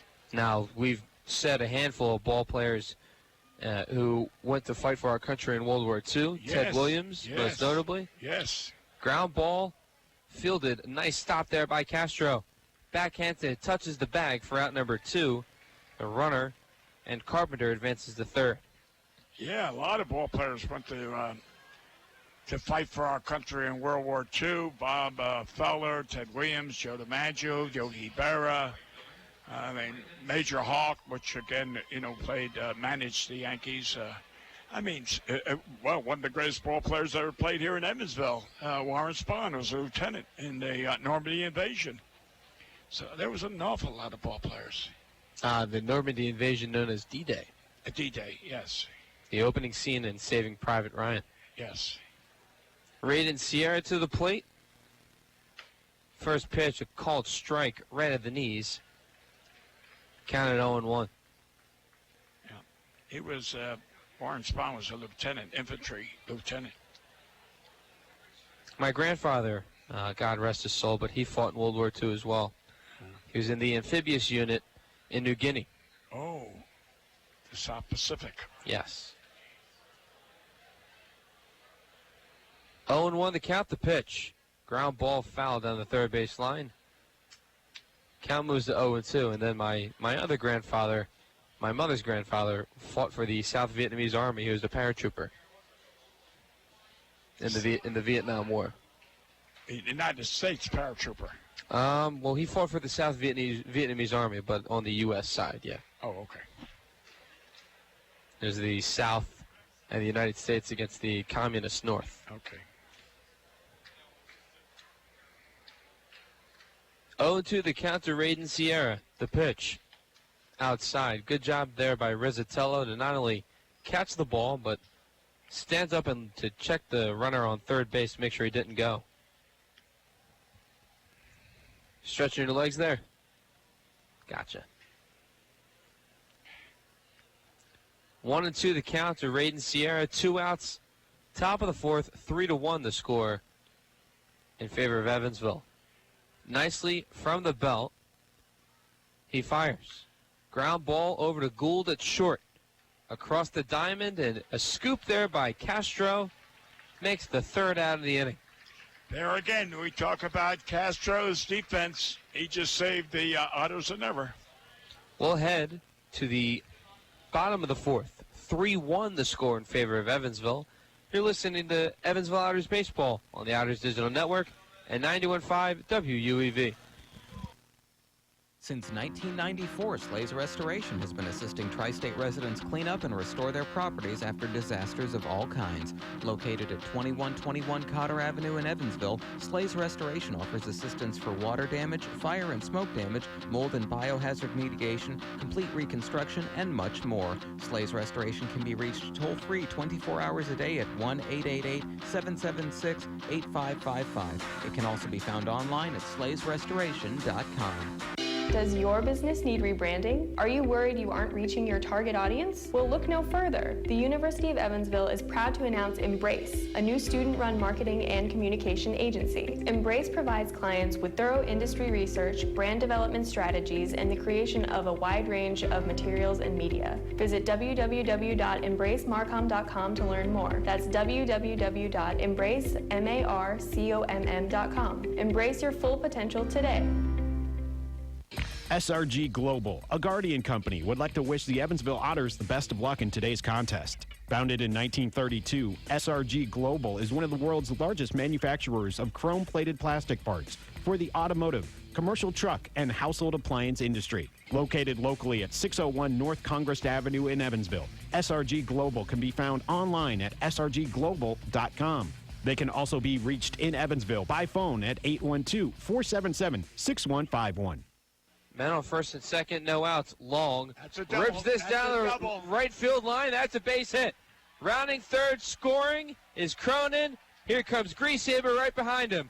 Long extends for a triple. Slides there safely. 2-run triple for Ryan Long. Otters add 2 more. 3-0 Evansville.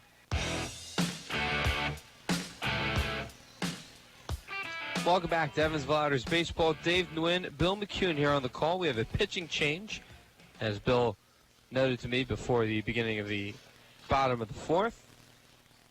It'll be number 31. And Michael McCraith played for the River City Rascals this year, was then released. Picked up by the Boomers. His hometown is Evans, Georgia. So Michael McCraith on the mound. To the plate will be J.J. Gould, and then the top of the order.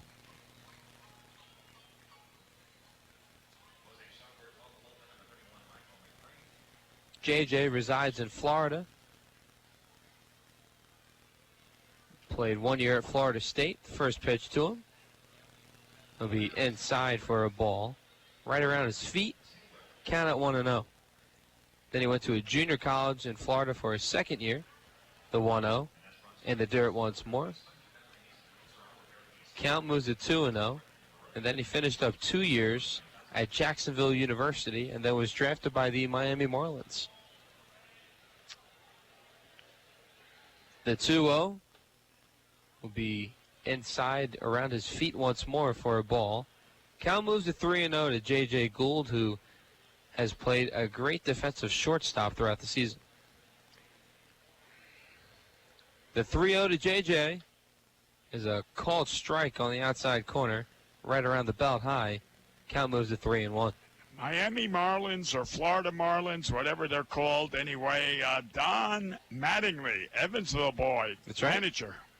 As Bossy Field is located on Don Mattingly Way. That's right. And also, Evansville is the home of Bob Greasy. Greasy's Path. Yep. Don Mattingly Way and Bob Greasy Paths. Payoff pitch, swing and a miss, and that's strike 3 to J.J. Gould. High fastball there from McCraith. There's one away here in the bottom of the fourth.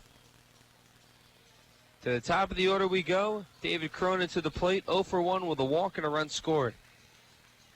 Heading into today, Cronin was 4 for 8 in the series, including a 3 for 4 day yesterday at the plate, where he had 3 singles and a run. I want to say hello to the Cronins. They're a big fan of ours, especially you, Bill. Oh, really? Yes. Well, then, hello there, Mr. and Mrs. Cronin. First pitch to Dave, high and outside. Count moves to 1-0. Dave is a big fan of Giordano's pepperoni pizza. Oh, yeah. Where you eat it with a fork and knife or else it'll get really messy. The 1-0, be a called strike inside, belt high, count even at 1. Also is a fan of Portillo's. It's an Italian or Polish sausage factory where they also make good hot dogs. Called strike inside, count was a 1-2. Portillo's known for either the Polish sausage, Italian sausage, or a hot dog with that was wrapped in Italian beef. You should go on one of those TV programs as Mr. Chef. Or the guy who tries out all these different foods. Right. Used to be a guy years ago that used to go and beat whatever the record was. Yes, Man versus Food. Adam Richmond. Is that what it was? Yes. 1-2 the count to Cronin. He steps out of the batter's box. Digs into the left side. The 2-2 from McCraith is high and away. Count goes full to David Cronin. On deck will be Keith Griesaber, who is one for 2 today with a single. Also scored on the Ryan Long RBI triple. Sunset here. A packed house here, looks like, especially in the Bud Light Line patio out there in right field. The payoff pitch to Cronin. Ooh. Hey, get back here. That's a called strike 3. Cronin thought it was ball 4. There's 2 away. Back-to-back strikeouts for McCraith. Yeah, we can mention it, but we can't help those batters when we say, don't call the pitch. Let the umpire do that. I think umpires sometimes deliberately go whatever the opposite is just to show you up because you're showing them up. Right. They dictate the game, not the player. That's right. Griesaber to the plate. Batting .266 on the year. 2 for 7 in the series. Both hits were RBI doubles. 1-0.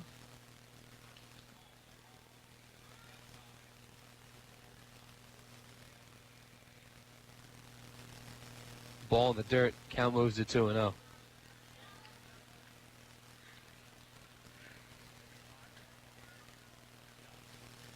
Next pitch. Be a ball upstairs. Count at 3-0. 2 outs. Bottom of the 4th. 3-1 Otters the score. 3-0. Be fouled away.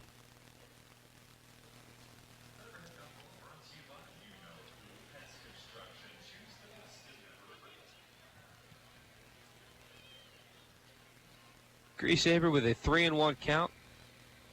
Right-handed batter, right-handed pitcher. The 3-1 ripped to right field, but catching that will be Raiden Sierra. Then he drops it. Griesaber stands on second base. Man on second for the Otters with Ryan Long to the dish. I'll tell you, Sierra made a good try out there, Dave, for that. He ran a long way. However, it was just, he gave a dive, and it was just out of his reach. It did go in his glove, like you say. Possibility a catch, but then it just rolled out. So it's ruled a double because it should be.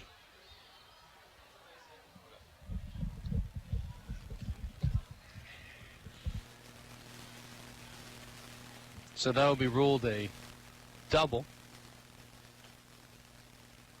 First pitch to Long is high and outside.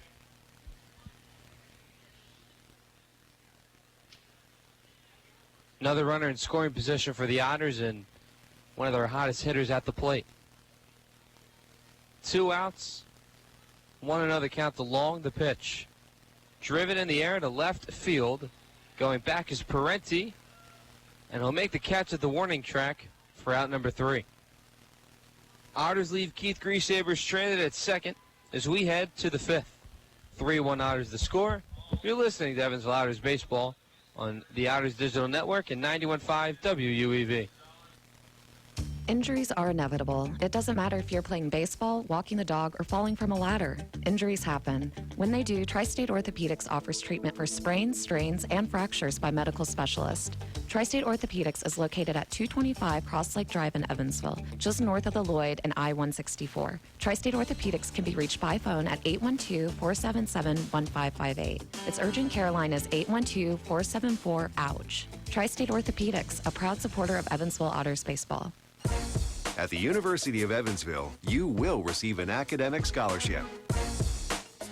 You will be taught by talented, engaged professors committed to your success. We will help you change the world. You will have the opportunity to study abroad. UE will change your life. This is a place where we change the world. Come change it with us. The pizza brick road always goes to Tyroni's. Not in the mood for pizza and a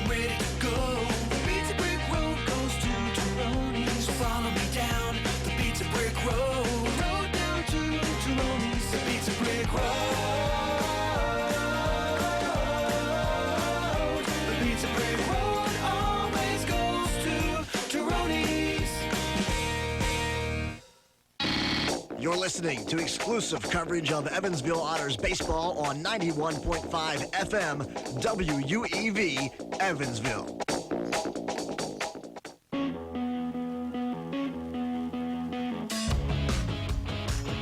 Welcome back to Evansville Otters baseball. Dave Nguyen here on the call. First pitch from Nicely is inside for a ball. Count moves to 1-0 to Mr. Zach Taylor. The 1-0 from Nicely. That would be outside once more. Count moves to 2-0.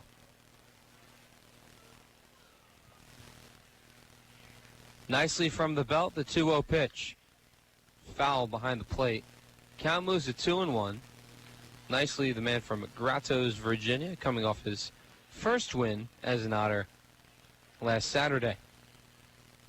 The 2-1 will be inside, just missing the inside corner. Ball around the belt. Count moves to 3-1. Nicely wasting no time. Here's the pitch. Be ball 4 high. Another walk issued by Austin Nicely. First walk since the top of the first. Here in the top of the fifth. 3-1 Otters the score. Solo home run by Carlos Castro, his 7th. And a 2-run RBI triple from Ryan Long. Jack Parenti to the plate, hitting .279 on the year. First time we're seeing him in the series. First pitch from Nicely is grounded foul down the first base side.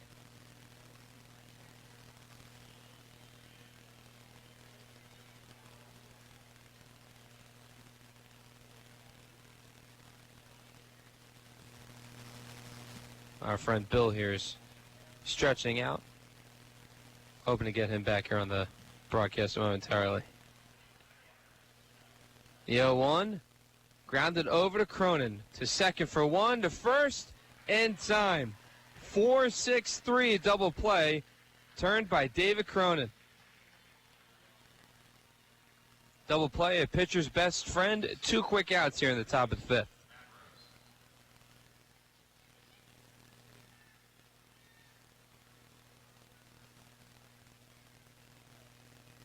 Matt Rose to the plate. He's 1 for 2 today with a double.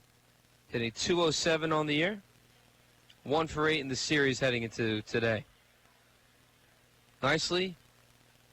The first pitch. Inside for a ball. Count moves to 1-0.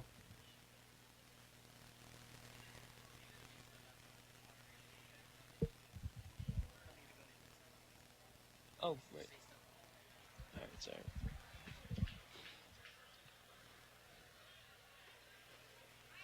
Count even at 1 to Matt Rose.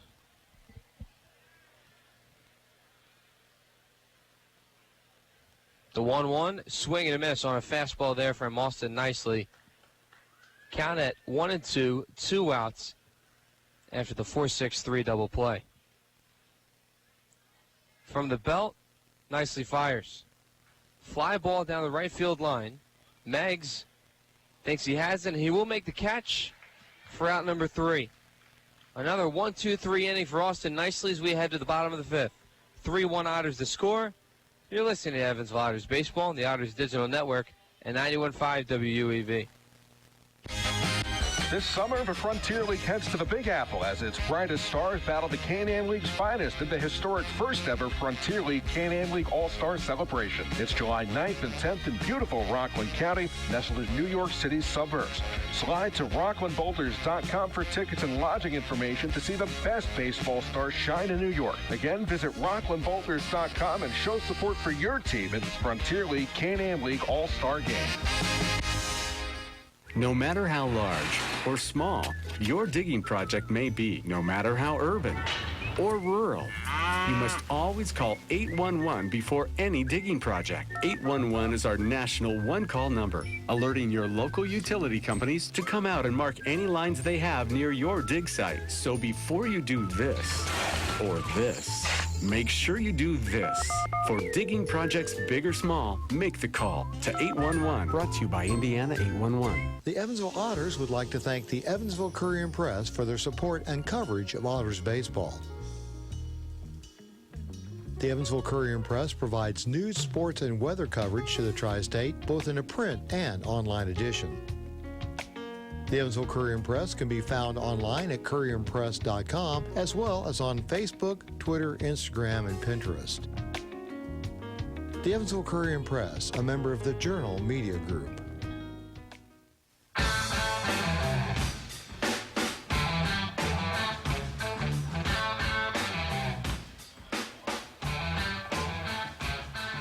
Welcome back to Evansville Otters baseball. Dave Nguyen here on the call. Bottom of the fifth, 3-1 Otters the score. Otters scored on a Carlos Castro solo home run. He lead things off here in the bottom of the fifth.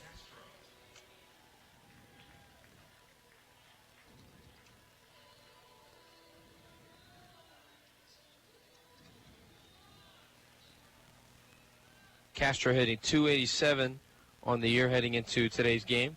4 for 8 in the series. He has a ground ball over to Galuski. Will toss it over to Nieporty at first in time for out number 1. Rob Calabrese will be next. Steps into the batter's box hitting .292 on the season. 0-4 in the series. 2 strikeouts. Did not play Tuesday. Played last night. Called a great game from Tyler Beardsley, who threw a 9-inning, 8-strikeout shutout last night. Back-to-back shutouts for the Otters heading into this game today. First pitch to Calabrese is a ball.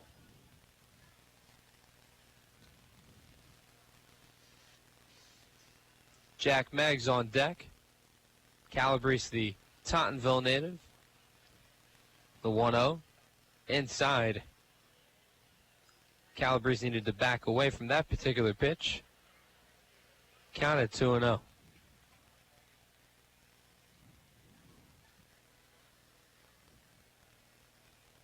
McCraith on the mound. The 2-0. That'll be outside. Just missing the strike zone. Count moves to 3-0 to Rob Calabrese with 1 out. Jack Meggs on deck.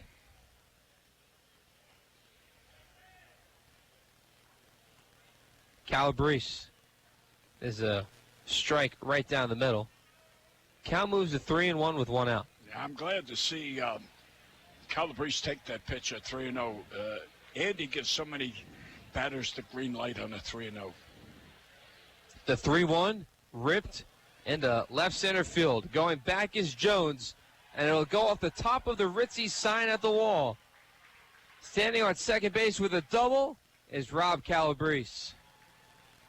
Yep, I watched that center fielder, Dave, ran as hard as he could, and he ran out of space when it ricocheted off the Ritzy sign. You're right. So maybe a Tottenville Tomahawk? Yeah, Tottenville Ferry, yeah. Okay. My apologies for being absent for the last couple batters. Hope everything's all right. Yeah, that problem I had the other day reacted itself up, and Gotcha. So anyway, hopefully that's the end of it. So I'm back. Jack Meggs to the plate. There's a runner on second base, and Calabrese with his double. Calabrese is Meggs is 1 for 1 today. He walked his last time up. Singled back in the second. First pitch to him is a ball. Count moves to 1-0 with 1 out. On deck is Rizzatello. First hit for Calabrese in the series. Next pitch is a strike around the letters. That did look a little bit high. Yes, I thought it was. But, as we said, the umpire makes the call, not us.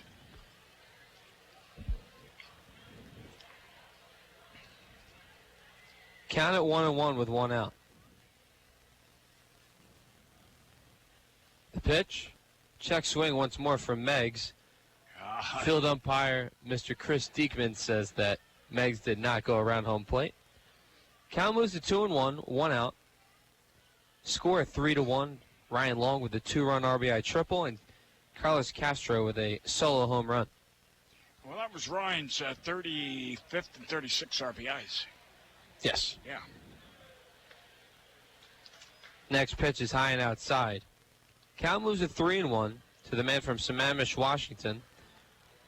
Played his college ball at the University of Washington. Under his father. Yep, he is a Husky. And speaking of Huskies, Connecticut, the University of Connecticut, is now coming back to the Big East. Really? Yes. 3-1 is in the dirt, and that'll be ball 4. They used to have outstanding basketball and great women's basketball. Yes, they still do. My sister graduated from UConn. Yeah. So, graduating from Villanova, familiar with the old Big East. There's now the new Big East, but it's just not the same as it used to be. Yeah. Connecticut trying to get back in there to compete in intercollegiate athletics. They're still deciding what to do with their football team, but for every other sport, including men's basketball, they're going to join back into the Big East Conference. Rizzatello to the plate as a called strike on the outside corner. Counted 0-1 to Riz.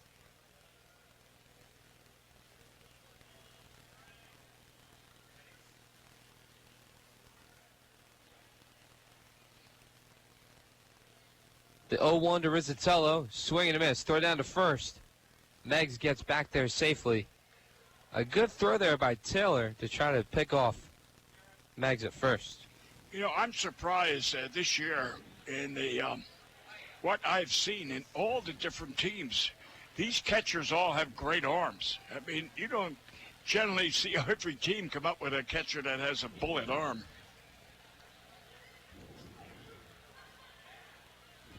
The 0-2. Ground ball foul down the third base line. You know, you were talking earlier in about the second inning. You mentioned something about a strong arm for a catcher, and I agree with you. But then I thought, I said, you know, a strong arm is essential, but it's accuracy. Quickness, getting rid of the ball, and accuracy is more important than velocity, yes. I think I was talking to Mike as Calabrese dancing back and forth at second. This ball is fouled behind the plate. The thing is, there are a handful of catchers who want to show off their arm strength. But Mike and the other catchers on the staff, like Dakota and Rob, they just want to get rid of the ball quickly. Yeah, right. Yes, and generally catchers are timed, you know, on the release time, and quickness and accuracy, yes. The 0-2 will be behind the plate. Calabrese advances to third. Meggs advances to second. Now, I don't know if you'd call that stolen bases or it would be a pass ball on the catcher. I don't know how the scorekeeper's going to rule it. Pass ball or stolen base? Pass ball or stolen base? 1-2 the count.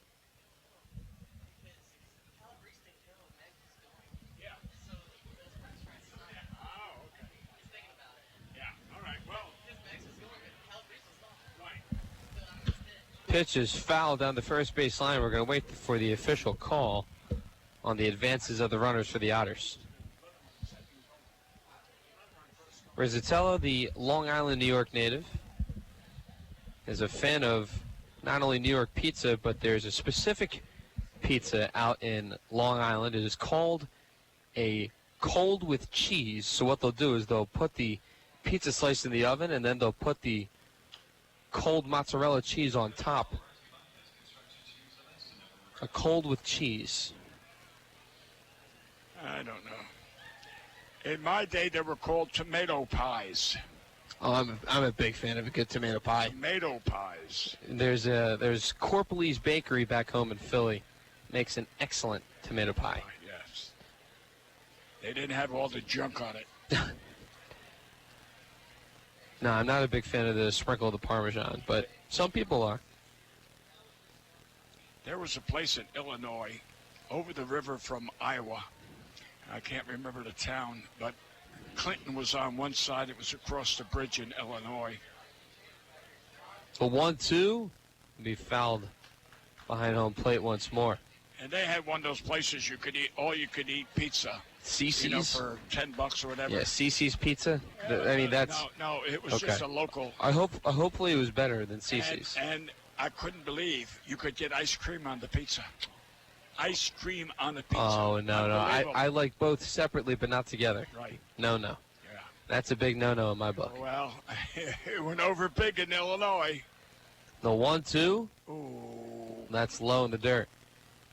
Count even at 2. 1 out. Bottom of the 5th. Come on, Mike, get a base hit. Oh, he doesn't hear me.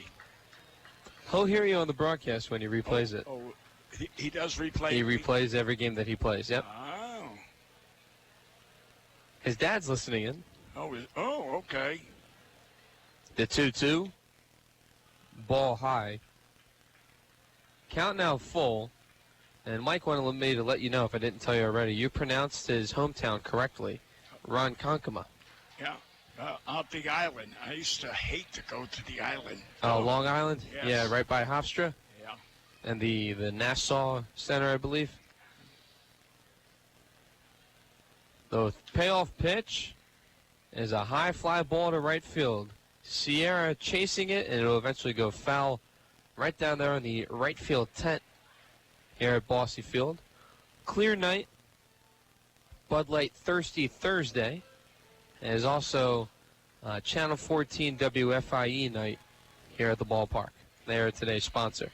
There was a prospect I used to go out to the island for. I can't remember where, but it was a catcher. And it was a darn good catcher and a good prospect. The 3-2. That'll be low. It's ball 4. Bases loaded once again for the Otters with 1 out.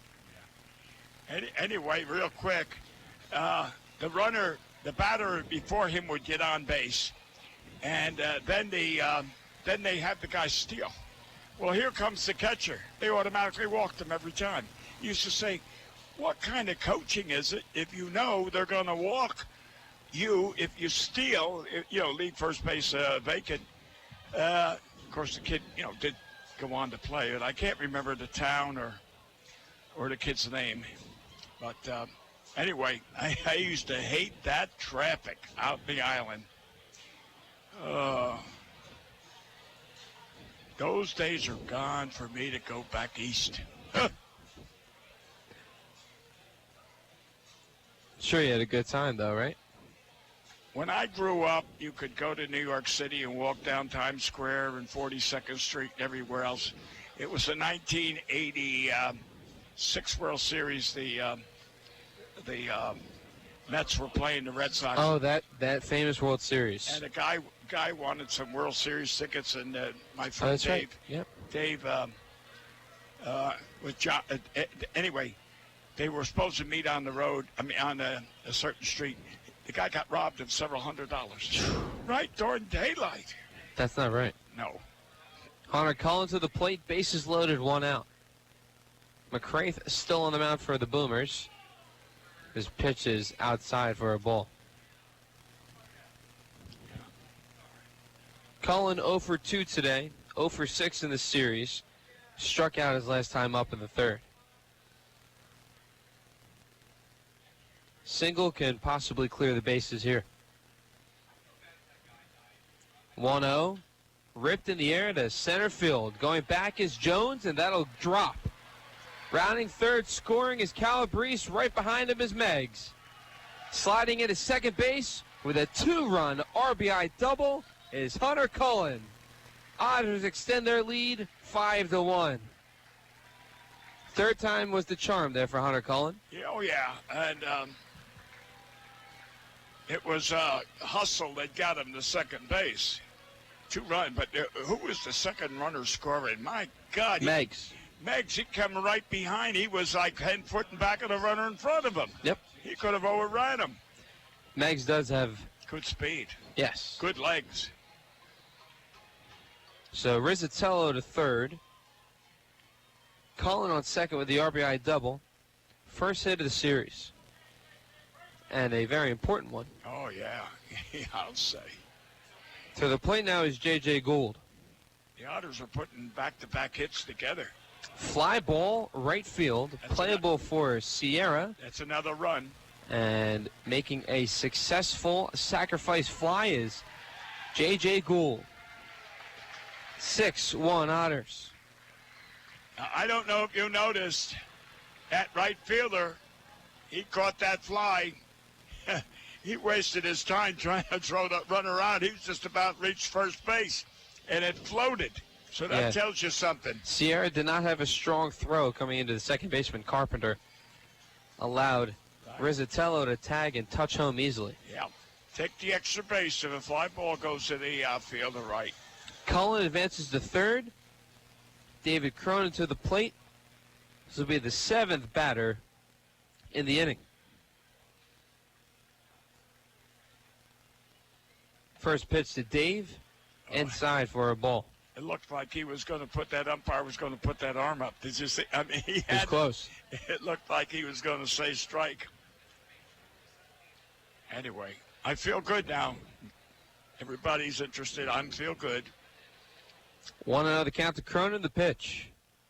It'll be a strike right down the heart of the plate. Count even at 1. So there was a mound visit earlier, and there seems to be no action in the Boomers bullpen. They might have given up and saying, let him stay out there. It's a lost game. But that's the wrong philosophy. The game's never over until the 9th inning, and then the fat lady sings. Swing and a miss for Cronin moves the count to 1-2. You know, you've heard of teams coming back with 6, 7, 8 runs in the 8th inning and 9th inning and winning. Didn't the Otters score 5 runs so far in the 8th or 9th inning during this year? I'd have to double check. That's one of the stats I haven't completed yet for the year. 1-2 will be bounced away behind the catcher Taylor. Touching home easily is Cullen. 7-0. Yeah. Otters taking advantage of miscues by the Boomers throughout this series. Hunter Cullen did so a moment ago. Well, that was a wild pitch because I don't know what happened. It hit the plate or something. But that catcher's got 2 passed balls already. Cronin rips this one to the first baseman, Porty. Put his glove down and made the catch. Taps the bag for out number 3. Otters score a handful of runs in the inning. Count them 4 as we head to the top of the 6th. 7-1 Otters the score. You're listening to Evansville Otters Baseball on the Otters Digital Network and 91.5 WUEV. GD Ritzy's is a proud supporter of Evansville Otters Baseball. GD Ritzy's menu features hamburgers, grilled chicken sandwiches, old-fashioned peanut butter and jelly, and ice cream. With 3 Evansville locations, west at 4810 University Drive, on the north side at 4320 North 1st Avenue, and on the east side at 601 North Green River Road. GD Ritzy's is open from 10 a.m. to 10:30 p.m. Sunday through Thursday and 10 a.m. to 11 p.m. on Friday and Saturday. GD Ritzy's, a proud supporter of the Evansville Otters. Giving our best has prepared us for being the best. Announcing the University of Evansville's Harlexton College as the #1 ranked study abroad program in the nation. As a part of the UE experience, we offer all our students an unparalleled foreign study program. More than 60% of UE students study abroad. Our students from all majors live, learn, and travel the world and still graduate in 4 years. The University of Evansville's Harlexton College, the #1 study abroad program in America. Heritage Federal Credit Union has 7 full-service branches in both Evansville and Newburgh, serving more than 38,000 members. Membership is open to anyone who lives, works, worships, or attends school in Vanderburgh or Warwick County. Heritage Federal Credit Union offers mortgage and consumer loans, checking and savings accounts, as well as online banking for members. Heritage Federal Credit Union can be reached toll-free by phone at 1-800-858-1693. It can also be found online at hfcu.info.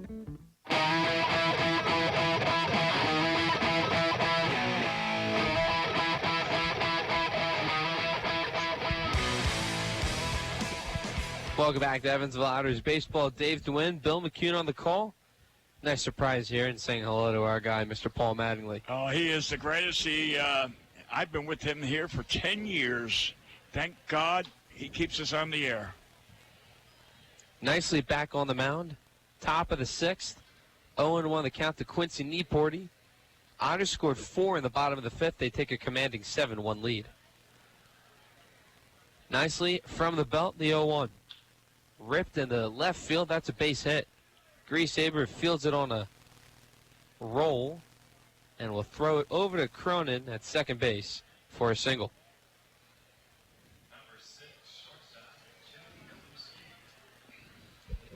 So here comes Jimmy Galuski. He's 0 for 1 today with a walk, and he flew out to right field back in the 4th. Hitting .234 in the year. Galuski was 0 for 3, reaching on an error on Tuesday.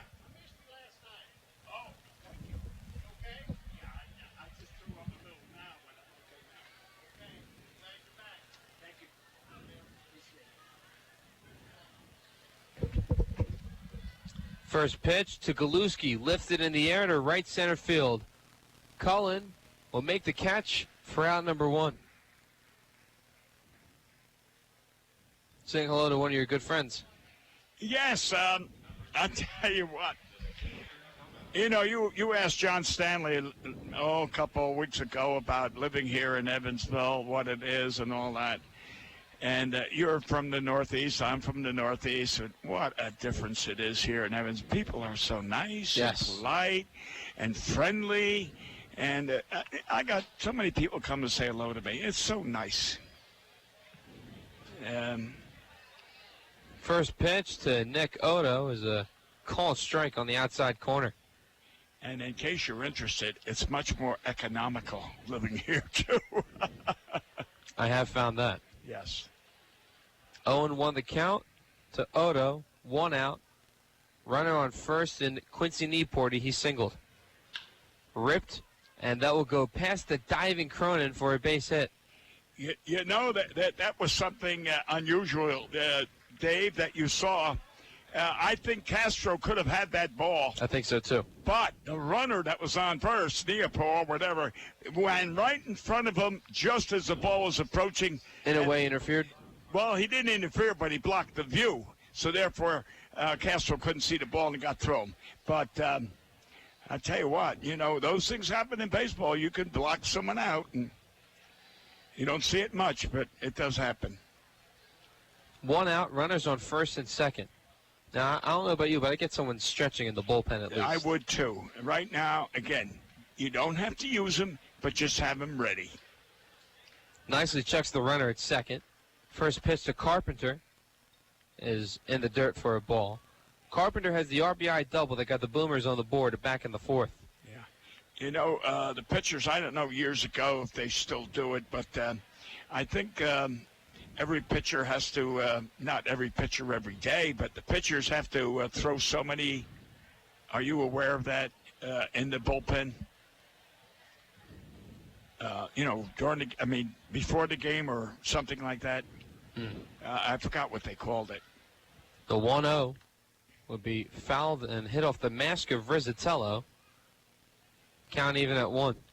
Well, anyway, what I'm trying to get at is if they have to throw so many pitches to loosen up their arms daily or whatever. I think it's about a normal warm-up in the bullpen is probably around 25 to 30 pitches. Right, yeah. Right. Well, they could do that as a reliever just warming up. There, you accomplished it. You don't have to go in the game, but if you're needed, you're ready. Count even at 1. Runners on first and second. 7-1 the score after the Otters scored 4 runs back in the bottom of the 5th. Top of the 6th now. Brock Carpenter to the plate. He'll dig into the batter's box. Clear night skies. Bud Light Thursday here at Bossy Field. Historic Bossy Field. In Otterville. The 1-1 inside. Count moves to 2-1. On second base is Nieporty. He singled. On first is Nick Odo, who also singled. Carpenter hitting 188 on the year heading into this game today. Has the lone RBI for the Boomers. They have 1 run on 5 hits. 2-1 the count nicely checks the runner at second. From the belt, he'll fire. And this pitch is foul down the first base line. Count even at 2. And we'll find out who the Otters All-Stars will be tomorrow. Okay. As the Can American League and the Frontier League will clash off in an inaugural All-Star game. Have you been invited to go in the broadcast? No, to be quite honest with you, I don't want to. I actually booked my All-Star break plans to visit my grandparents in Atlanta. Oh, good. Haven't seen them in roughly 2 years, so they're excited to see me. Good, that's great. I'm the oldest grandchild, too, so... All right, well... Not only that, but I'm the first grandson, so I'm one of the favorite grandchildren that they have. Well, great. Nothing like grandparents. No. I had my great-granddaughter with me today. We went visiting. I had to go down and get some printer ink for the computer. Oh, okay. And we went to Walmart. 3-2. In the air. Pop-up. Castro clears away everyone. He'll make the catch in foul territory for out number 2. Anyway, so my great-granddaughter, she's 7 years old. She said, oh, I got to get some candy. For what? Oh, well, she wanted candy. I said, all right. So we went down to Candy Aisle, and she got this bag at $2.95. Well, that's for my mommy. And then she went and got, no, that's for my daddy. And then she ended up, her grandmother, her grandfather, her brother, and herself. I said, how about me? It cost me $20 worth of candy. I'm not Couldn't say no, right? I'm not taking her no more. I said, you're just like your father when he was growing up, when I used to take him places and he cost me money. But anyway, it's such a thrill to have. I know what your grandparents are looking forward to seeing you. So, Dylan Jones to the plate. He has an 0-1 count. Jones 0 for 2 today. 2 groundouts.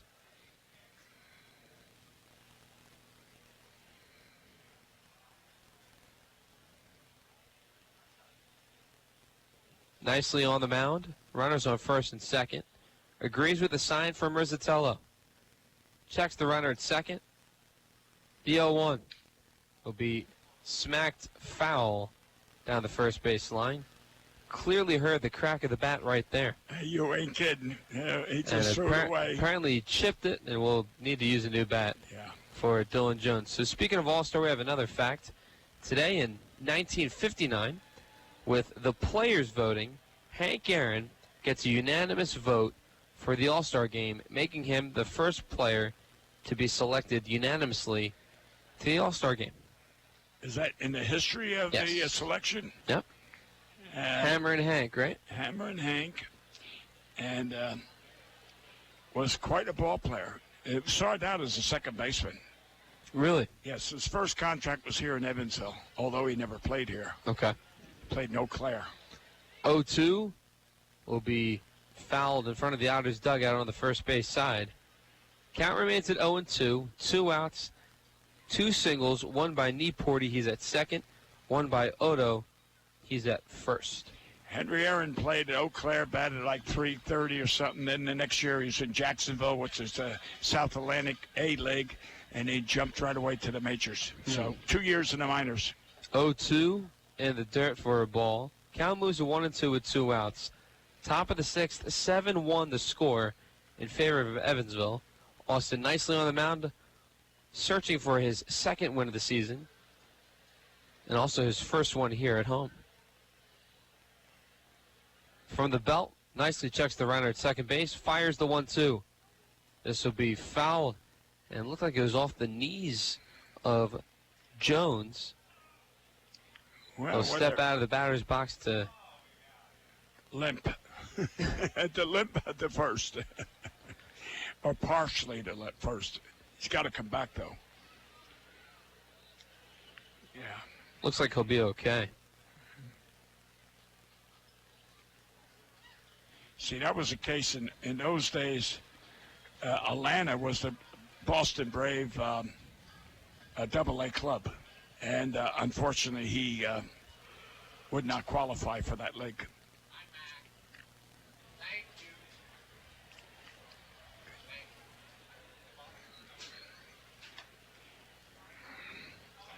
some more of my friends. 1-2 in the dirt. Count moves to 2-2. Mac? Yeah, well, that's what the farmers call me. Okay. Yeah, that was back in Jersey, I'm Biff. Here, I'm Bill. With the farmers, I'm Mac. Okay.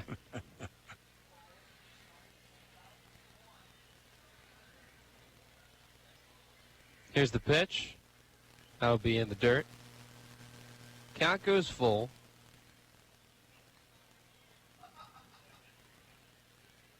Runners on first and second. There's 2 outs here in the top of the 6th. The Grotto's Virginia native on the mound, and Austin Nicely.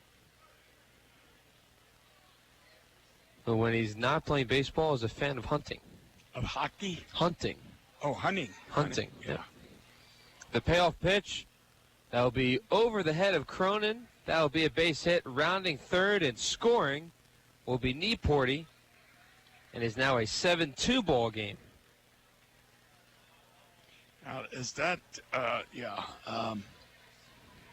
you see where... RBI single for Dylan Jones, his first hit of the series. But did you see where Meigs didn't attempt to throw it home because there was no way you were going to get him. And he didn't throw it to third because he was going to be there easily. But he made the right throw by throwing to second to keep the runner from another advanced base. So that's heads-up baseball. I guess his father's a pretty good coach. He thought, well, we do have some action in the Otters bullpen. We have Chris Cepeda, a righty, as well as Malcolm Grady, a righty. We saw Malcolm Grady on Tuesday night close out the 9th. Not a safe situation, but shut the door down on the Boomers. I was going to say he didn't get the save because they were winning by the big score. But didn't he end the game with a strikeout? He did. Yeah. There's a high fastball. Yeah. To the plate now is Raiden Sierra. 7-2 the score. RBI single from Dylan Jones. Odo now on third. Jones at first. There are still 2 outs here in the top of the 6th. Nicely fires. This pitch is inside. Good block there by Mike Rizzatello. Count moves to 1-0.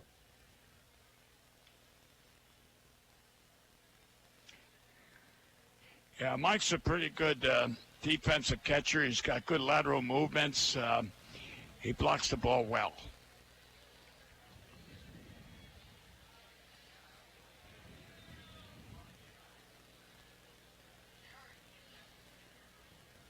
The 1-0. Fly ball, foul territory. Long and Rizzatello. Rizzatello does not make the catch. I know you said his father's listening. He should have let the third baseman have it. That was Long's ball. The catcher should go no farther than maybe 15 feet from home. That's theirs. Anything beyond that, let the first baseman, the third baseman have it because they're coming in. And unfortunately, thank God it's not never. Sierra catches a break. It's a strike. After the foul ball, the missed attempt there by Rizzatello for out number 3. Count even at 1. Runners on the corners for the Boomers. Nicely from the belt, the 1-1. The ripped foul down the first base line. Count moves to 1-2. All right, now give him that curveball low, inside, around his ankles. Let him golf, and I bet he swings and misses. You want to bet the ranch? No. Okay. I'm not a betting man. All right. I've only made one bet, and I lost. You don't go to Atlantic City then, huh? I do, but I go for the beach, not the casino. Oh, okay. If I go to the casino, I go for the buffet at the Borgata. Borgata has an excellent buffet. Be a foul ball late by Sierra. Remain the count at 1-2. The Borgata has a really good buffet, especially on holidays like Mother's Day, Father's Day. We go there on Easter sometimes. Down to Black Pike? Black Horse Pike. Yes. Yeah. We'll take that down to the AC Expressway, yes. Yeah. 1-2. That was the pitch. I was inside. And, okay. But that was the right pitch. It's just that he didn't go for it. I was waiting for the umpire to say maybe strike. But what Mike should have done is pick the ball up and tagged him. And then let the umpire say, no, no, no. And sometimes you catch an umpire off guard. They'll give you your call. 2-2 the count, 2 outs. Runners on the corners for the Boomers. Nicely looking to get out of the inning. Checks the runner at first, the 2-2. Check swing. And the home plate umpire, Bob Davis, says Sierra went around. Ends the inning on a strikeout. Boomers add another run. It is now a 7-2 ball game as we head to the bottom of the 6th. You're listening to Evansville Otters Baseball on the Otters Digital Network and 91.5 WUEV. The Hoosier Lottery began selling lottery tickets on October 13, 1989. Since then, the Hoosier Lottery has offered hundreds of different games, awarded prizes to millions of players, and given billions of dollars to the state of Indiana. The Hoosier Lottery's mission is to responsibly provide innovative and entertaining lottery games for the benefit of the citizens of Indiana. To learn more about the Hoosier Lottery, visit them online at HoosierLottery.com. The Hoosier Lottery, a proud supporter of Evansville Otters baseball. You wanted to be a teacher when you were little, but as you grew up, things changed. Teaching just didn't seem like the best option anymore, so you decided to become something else. But what would your 12-year-old self say? Interesting and innovative things are happening in teaching today, so it's time to put it back on your list. Don't try to convince yourself otherwise. You had it right the first time. Find out how you can make more at teach.org. Make more. Teach. Brought to you by Teach and the Ad Council. The International Brotherhood of Electrical Workers, Local Chapter 16, would like to take time to say, Go Otters! The IBEW Local 16's jurisdiction includes 13 counties in southwestern Indiana, as well as Wabash County in Illinois. Its members are divided into several categories of electrical work, including inside construction, maintenance electric, residential wiring, and sign classifications. More information on IBEW Local 16 can be found online at IBEW16.net. 1-0. Ripped in the air to center field. Going back is Jones, and that'll drop. Rounding third, scoring is Calabrese. Right behind him is Meggs. Sliding into second base with a 2-run RBI double is Hunter Cullen. Otters extend their lead 5-1.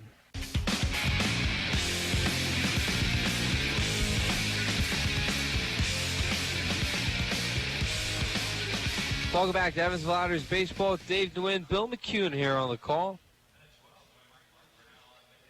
McCraith still on the mound for the Boomers. And what were you saying earlier, Bill? There was an error on the catcher. That's how the official score was. Okay, so where was that as far as the scoring goes? We can figure it out later. Yeah. To the plate will be Keith Griesaber. Keith is 2 for 3 today with a single and a double. Also a run scored. First pitch to Keith is a called strike. Kind of an off-speed, maybe a change, because it didn't have any velocity at all on that pitch. It just floated up there. Count it 0-1 to the St. Louis native. The pitch. In the dirt, breaking ball. Count even at 1. On deck will be Ryan Long, followed by Carlos Castro. I wonder if Long's parents are coming to New York for that All-Star, if he makes it. Lifted in the air to center field. Caught by Jones. Is a hard hit ball, but will be out number 1.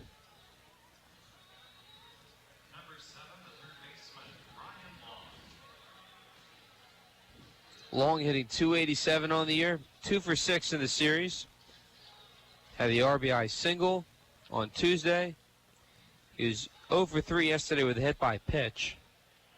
Later on scored a run on the double by Carlos Castro on Wednesday.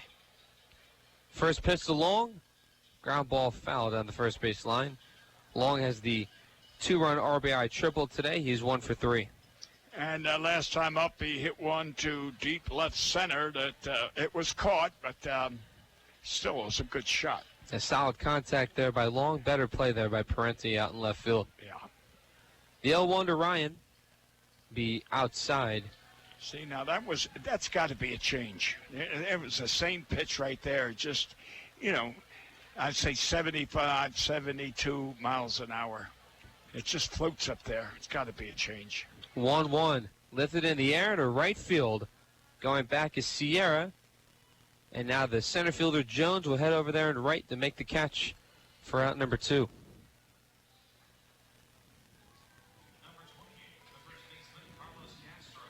Castro to the plate. 4 for 8 in the series heading into today. He's 1 for 3, got the Otters on the board with his solo home run in the second inning. So him and Ryan have 7. 6 home runs for Hunter Cullen.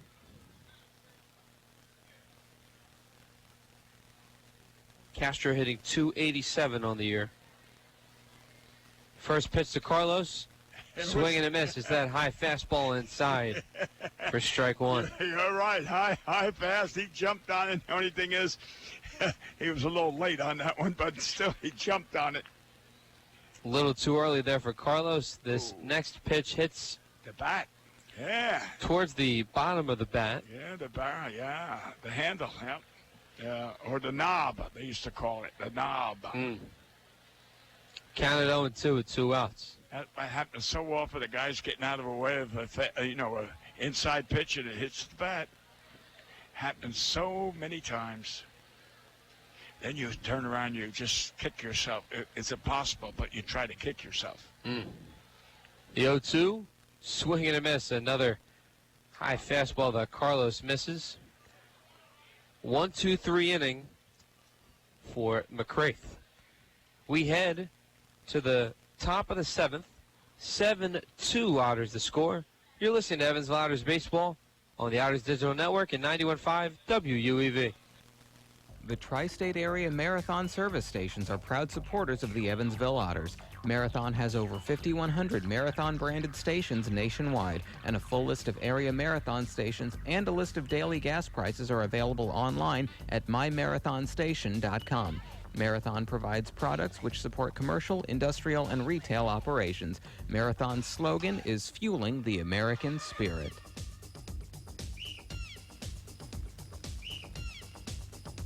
When it comes to protecting your baby, you can never do enough. You bundle them up and strap them in. That's why most parents choose immunization. Nothing protects babies better from 14 serious childhood diseases. So keep up with and get the recommended immunizations for your baby by age 2. For more reasons to vaccinate, go to cdc.gov/vaccines or call 800-CDC-INFO. A message from the Centers for Disease Control and Prevention. This Evansville Otters broadcast is made possible through support from New Image Travel. New Image Travel provides motor coach charter service to the United States and Canada with pickup within a 150-mile radius of Evansville. A full list of New Image Travel's offerings can be found online at newimagecharter.com. New Image Travel can be reached toll-free at 1-800-432-6213. New Image Travel, a proud supporter of Evansville Otters baseball.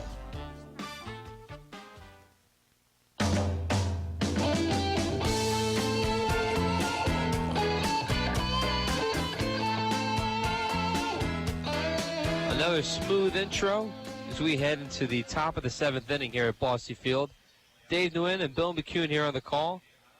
Ashton Raines, the new pitcher for the Otters. It's a call to the bullpen, a WOW call to the bullpen. WOW is the TV, internet, and phone provider here in Evansville. TV, internet, and phone. Yep.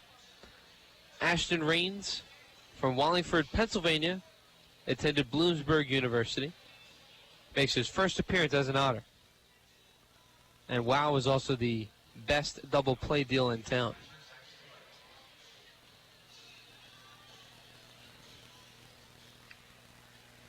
To the plate will be the catcher, Zach Taylor,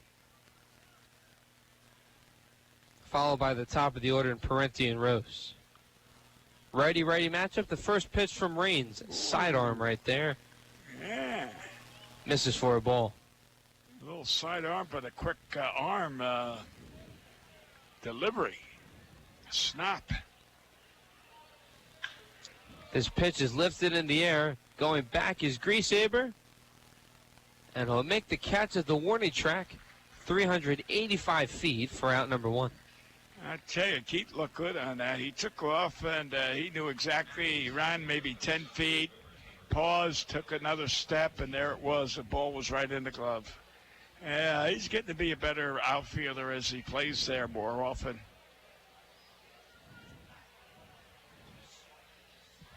You know, you've got a pretty good combination of ball players on this team. Mm-hmm. You got good pitching, you got good hitting. Solid fielding as well. Yeah. Next offering from Raines is in the dirt. Count at 1-0 to Jack Parenti, who's 0 for 3. Grounded into a 4-6-3 double play back in the 5th. Ground out to second base in the 3rd. Ground out to nicely to start the game back in the 1st. Next pitch from Raines, called strike. You know, if I was a batter, I think I'd take the first 2 just to adjust to this guy's delivery because he is unorthodox with that sidearm, but the quick arm action. The 1-1 in the dirt for a ball. Yeah. Now, wasn't Randy Johnson kind of a sidearm thrower? Yes. I tried to trade for him. Oh, yeah?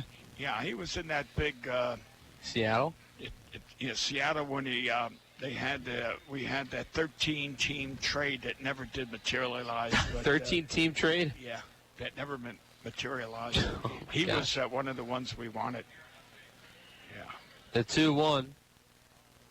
That'll be low and away for a ball. So he has a sandwich named after him in Seattle. His nickname was the Unit. Yeah, but at that time, you know, when he first come up, he was like rolling Ryan. He couldn't find the plate. I mean, they were flamethrowers. Walk on that batter. Roland and Nolan. Oh my goodness, Nolan, Ryan, and one of the best pitchers to ever play the game. Right, but they couldn't find the plate. They walked everybody. Then all of a sudden, then whatever it was, they found it, and then it was strikeout, strikeout, strikeout. In fact, Nolan Ryan, I think, had about three no-hitters, or 2 no-hitters anyway. I know one was against my brother when he was managing Kansas City.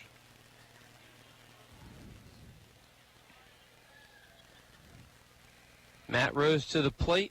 First pitch to him is a ball away. That was that slider, curveball or slider, whatever it was.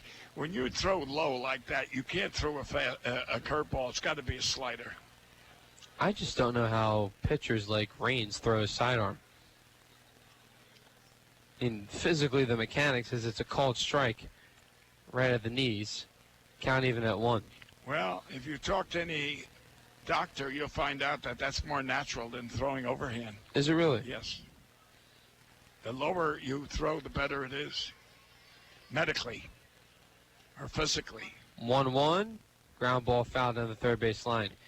You know who was, at the time when he attended college, was trying to, had his college coaches converting him to be a sidearm thrower? The Irishman. Oh, really? Mm-hmm. When he attended his first year of junior college, they wanted him to, at Wabash College, they wanted him to be a sidearm thrower. Patty. And he said no. Right. Basically. Good move. Ground ball, fielded by Raines. He tags the runner at first and Rose. Good play. Parenti advances to second. Out number 1. Good play. Yeah, the deltoid, the ball in socket joint up there in your shoulder, it makes it hard to throw up there. Whereas here, it's just more flexible.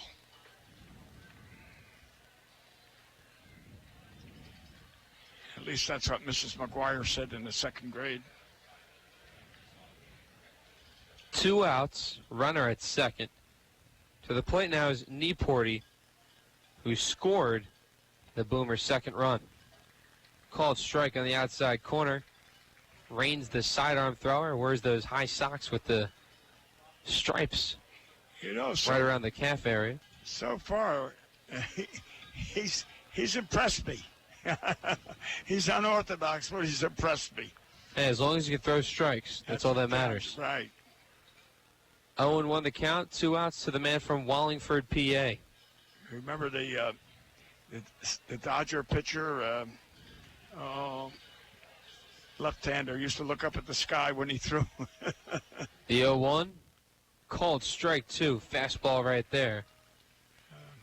Fernando's. Oh. Yeah, he used to look up at the sky before he released the ball. Was it Hernandez? Yeah. Fernando Hernandez? Yes. That was a great 30 for 30 documentary. The 0-2? That's a slider. That's what he's throwing. He's throwing a slider.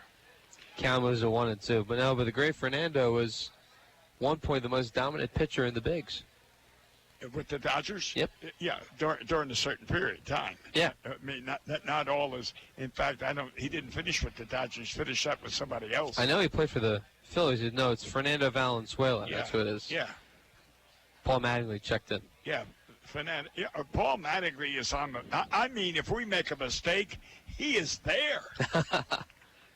Oh, thank God. Thank you, Paul. We need people like that.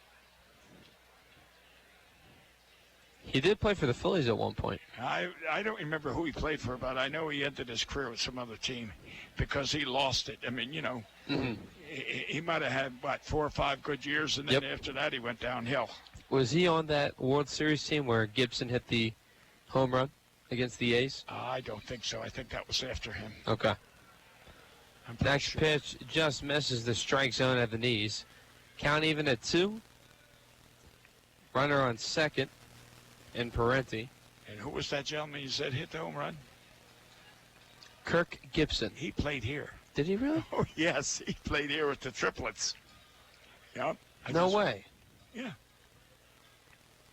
Him and, what was the other guy, the pitcher? Eckersley? No. Eckersley was the pitcher when Gibson made the home run. And the infamous call, I don't believe what I just saw. I'm trying to think of the pitcher that pitched here, went on to Detroit, and used to turn around, slap the ball, and all like, oh my God. Payoff pitch from Raines, and that is fouled at the last second by Quincy Nieporty. Keeps the count full. We're here in the top of the 7th. 7-2 Otters the score. They had a big 4-run inning back in the 6th.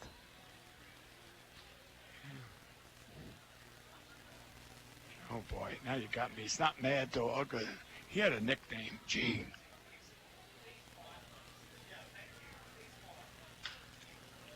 This pitch is lifted in the air. Caught by Cullen. Nieporty will slam his bat on the dirt. That'll end the inning. Stretch time here at Bossy Field. You're listening to Evansville Otters Baseball on the Otters Digital Network and 91.5 WUEV. 7th inning stretch time. Get up and move wherever you are, unless you're driving the car. Let me hear you. Going loud. 0-1, 0-2, 0-3. Take me out to the line. Take me out to the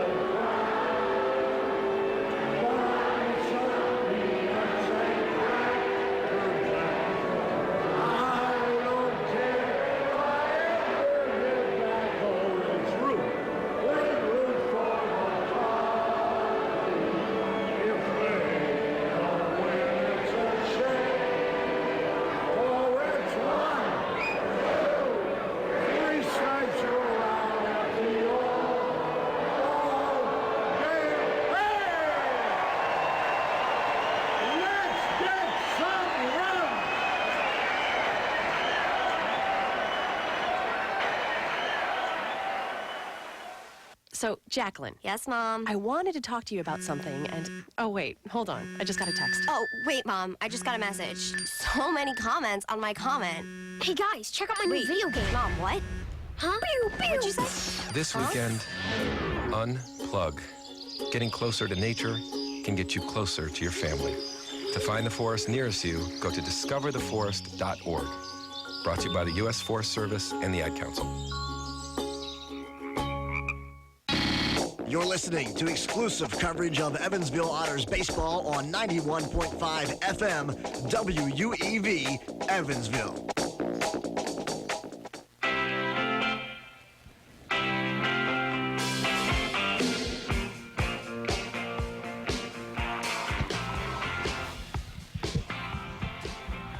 Welcome back to Evansville Otters baseball. Dave Nguyen and Bill McCune here on the call.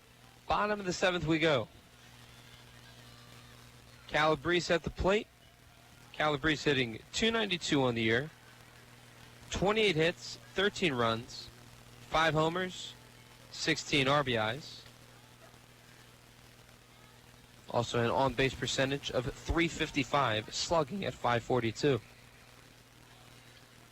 Got a pretty nice double. That went off the wall, if I'm not mistaken. Yep, back in the 5th when the Otters scored 4 runs. Right, at the top of the wall. Another foot or two, and it went over the wall. He's got an even count at 1. Michael McCraith still in for the Boomers. Next pitch, inside, right around the knees. That's moving the count to 2-1.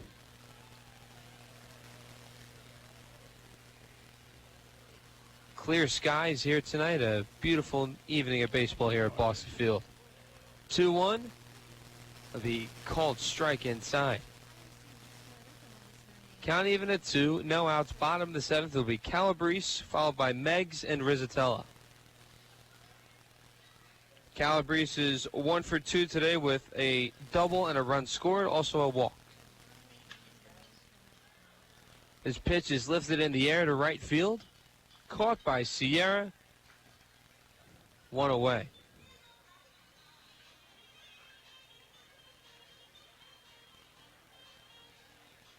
Caught by Sierra in right field. It'll bring up Jack Meggs. 1 for 1 today with 2 walks and a run scored, as well as a single.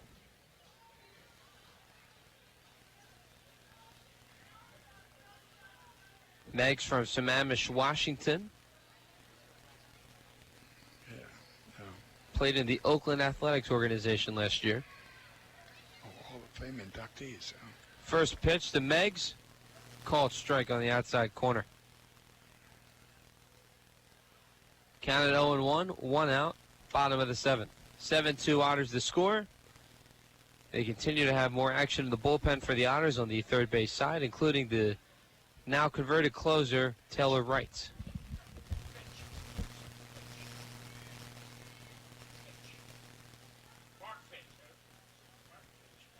Oh and 2 the count, 1 out. Meggs takes a deep breath. Left-handed batter steps back into the batter's box. Left-handed batter, right-handed pitcher matchup. The 0-2 will be driven foul down the third base line.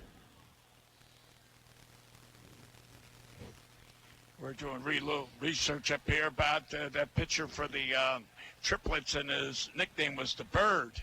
Now I just lost it again. Fenrich. There it is, Mark Fenrich. That's who it was. Thank you, Preston, and Paul Mattingly, and Roger down there, who's the first one that tipped me off. He's doesn't have his radio on now. The 0-2 will be hit sharply at the shortstop, Galuski in the air. Good play there by Jimmy Galuski. There's out number 2. You know, Dave, so many of our loyal fans come here. They have their radios with them as well as watching the game. They're listening to you broadcast. I appreciate it. Yeah. I think we both appreciate it. Well, yes, but Roger's the one that called our attention to. His nickname was the Bird. We couldn't think of it. Got it. So we have Taylor Wright and Chris Cepeda warming up in the bullpen for the Otters down on the first base line. First pitch to Riz, ripped in the air to right field, and that will go foul. Ooh. Bouncing in front of the bullpen for the Otters, and then will go out of play right down the tent area on the first base line. That looked like it was maybe, 2-3 feet foul? And if it was fair, it might have been caught by the right fielder. I hope his father was listening and tells him tomorrow, let the third baseman catch those pop-ups. Next pitch is foul.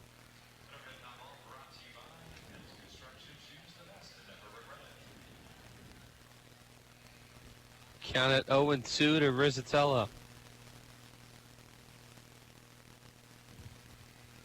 Mike is 1 for 2 today with a single, a walk, and a run scored. Count it 1-2.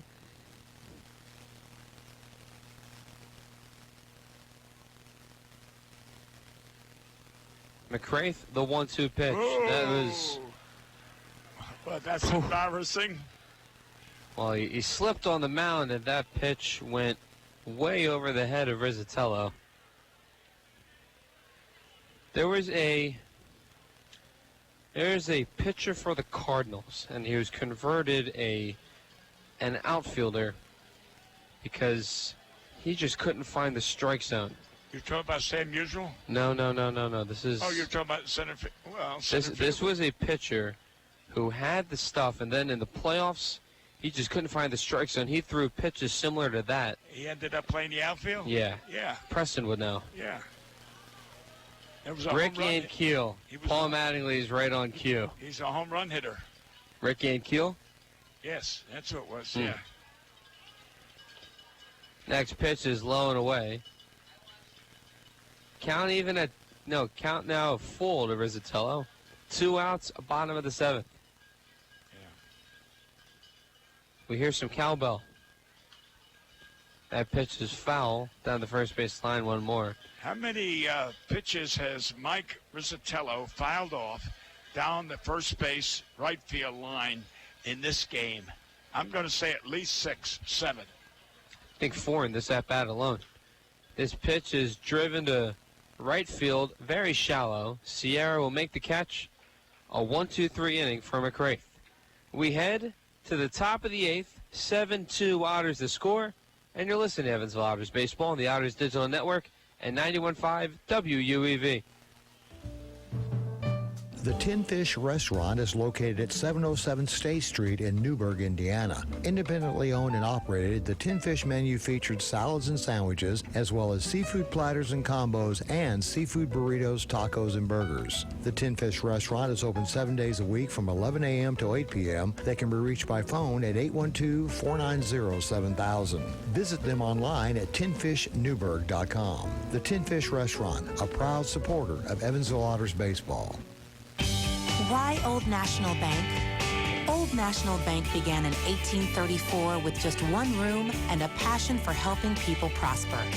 Today, we are honored and grateful to be the financial partner for so many businesses, families, and individuals like you.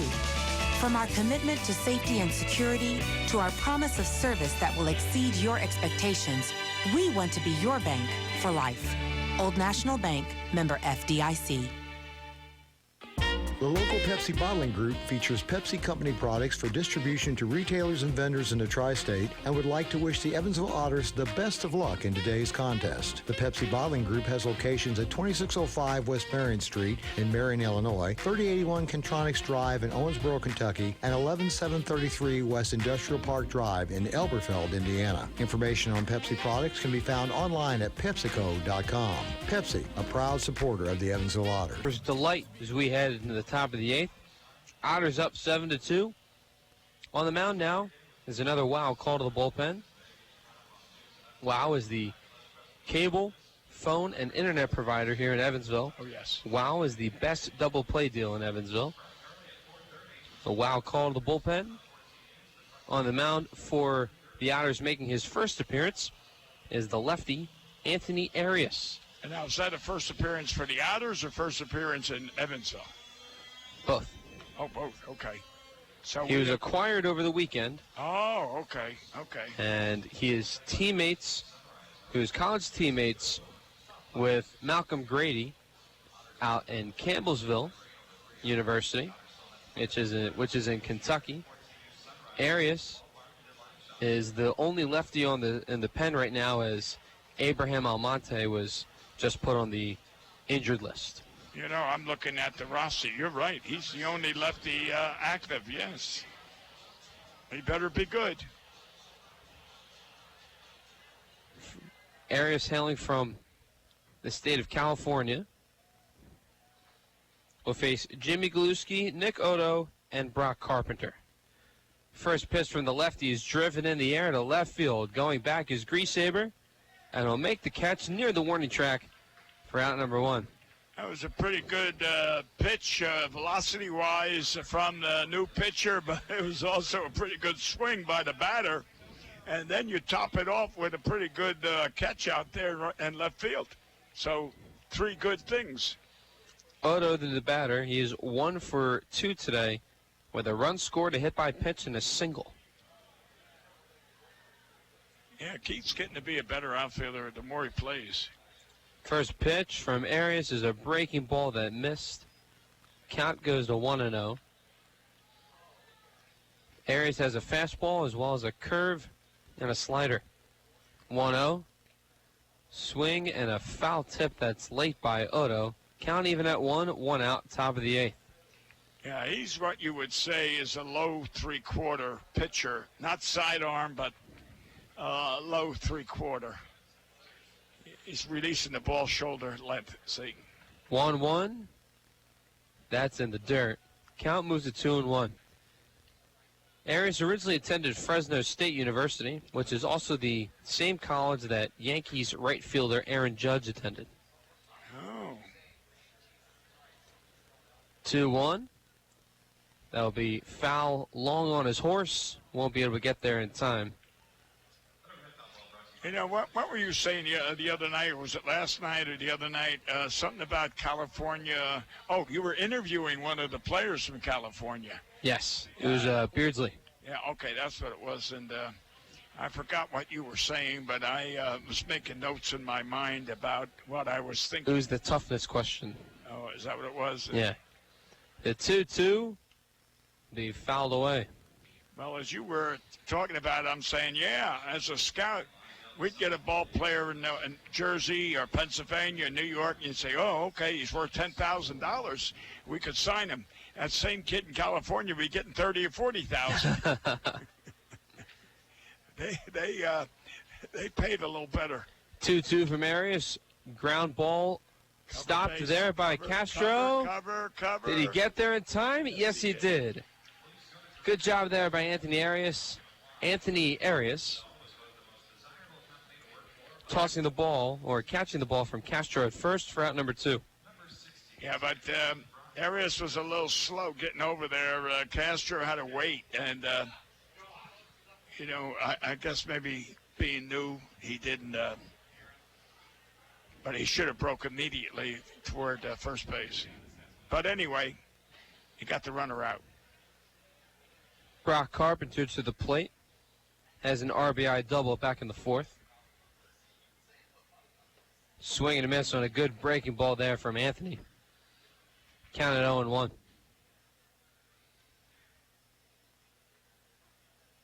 Takes a deep breath on the mound. Lefty from Campbellsville University. Kicks and fires for the 0-1. It's a called strike inside. Good curveball right there. Count moves to 0-2.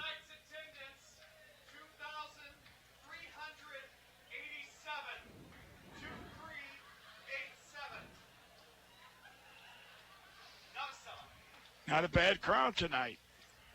0-2 from Arias. That's in the dirt for a ball. You say he's got a curve, a slider, and a fastball. I think we just saw all 3 pitches. Well, you just saw the curveball, yeah, right there. The pitch before was the slider, yes. Oh, did I mix it up? Yeah. Okay.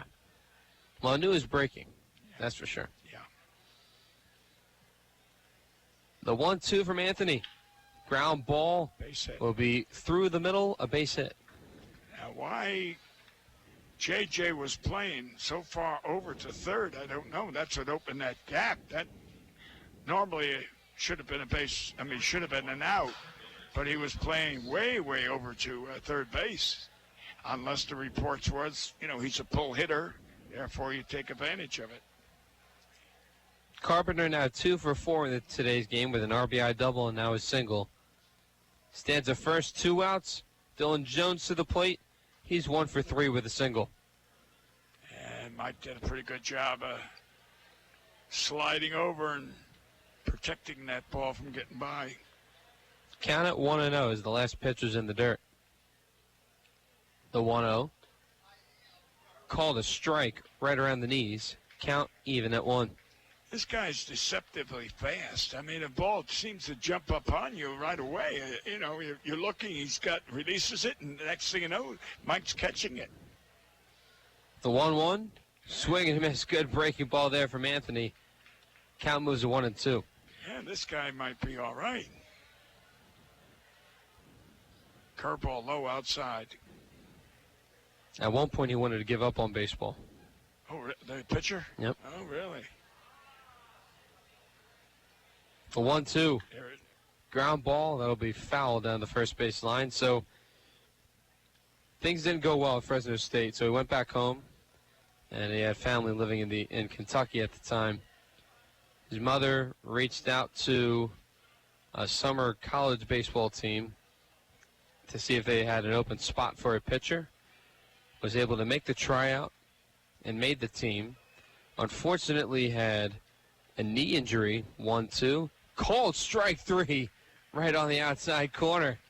First strikeout as an Otter for Anthony Arias, but to finish up the story, he tore his ACL when he was in summer college ball after committing to Campbellsville University. The Campbellsville head coach was then swapped. The original coach he committed to got fired, and the next head coach decided to still keep his scholarship. So after recovering from ACL surgery, Arias finished up his career at Campbellsville University, located not far from Florence, Kentucky.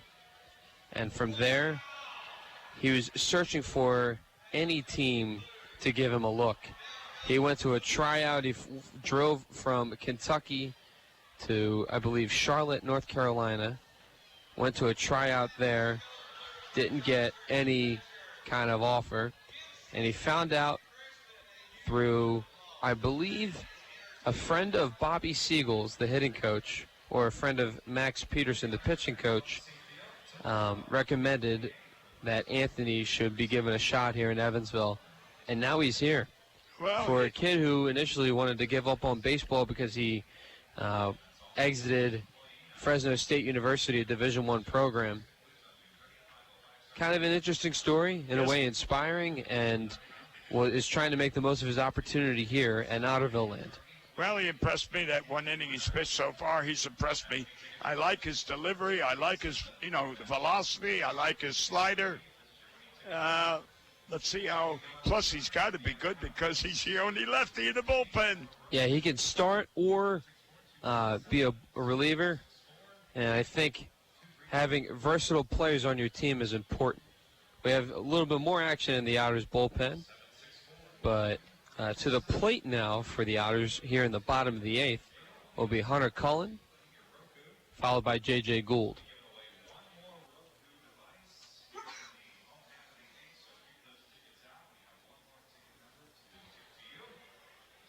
We're back here in the bottom of the 8th. 7-2 Evansville. They scored on a solo home run in the second inning by Carlos Castro, a 2-run triple by Ryan Long, and then they ended up scoring 4 runs in the 5th, including an RBI double from Hunter Cullen. Yeah, I just want to say hello to Beverly and Marvin Sue that are sitting down in front of us here in Bossy. And ground ball down the first base line. That will be foul. And Marvin and Beverly are celebrating today their 74th wedding anniversary. Oh, this couple right up here with the woman in the blue shirt? Yeah, the blue shirt with the World War II baseball cap. Both of them are friends of mine. I played golf with them. They play, you can't believe it, they play golf in the morning and then play 18 holes in the afternoon. Oh, wow. I mean, they're in their 90s, and yet they're in beautiful, beautiful shape. Look at that. But anyway, 74 years old. 74 years married. Beverly, Marvin, God bless you. Tip my cap off to them. It's very nice. That's a very nice gesture. Foul ball by Hunter Cullen. Moves the count to 1-2. Well, you know, they're frequent attendees here at Bossy Field. Tonight's not the first game, but to celebrate your 74th anniversary at a Otter game is really something special. The 1-2 to Cullen. That will be floating over the head of Rose, a base hit. Cullen, 2 for 4 today. Doesn't baseball work in funny ways insofar as David hits the ball hard all over? I do. It's caught. And then now he just gets a blooper over to third base and hit for a base hit. So baseball is funny. J.J. Gould to the plate. He has a sac fly back in the 5th. 0 for 2 today. I said David Hunter. First pitch to J.J. in the dirt for a ball. Count at 1-0. I hope his mother doesn't come and look for me to put a ring around my neck. I'm sure she wouldn't. Okay. 1-0. The called strike at the knees. Count even at 1. I used to have a ring around the neck when I went to high school. The shirts. Oh. That's what they used to call ring around the neck when you had a dirty shirt. It's shirt collar. 1-1. The throw back to first is not in time. Warming up in the Otters bullpen is Drew Byer, right-handed pitcher from Sarasota, Florida. That's another new one? Yes. Gee. 1-1 is fouled away. Hits on the top of the roof. Count moves to 1-2 to J.J. Gould. You know, Mr. Wright is supposed to be our ace out of the bullpen now, isn't he? Yep, he's the closer. You better put him in just to keep him fresh. I mean, you can't let him pitch once every 4 or 5 days. He's got a relief pitcher has to be in there every at least second or third day, even if it's just, you know, as a mop-up, just to keep them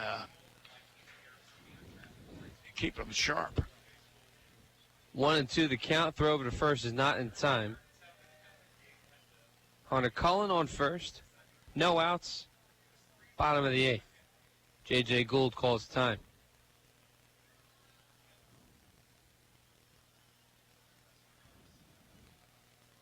As there's a ball that rolled from the Otters bullpen into the outfield. Yeah, that happens so often. Not so much in the Otter bullpen, but in the opposing pitcher's bullpen down there in left field.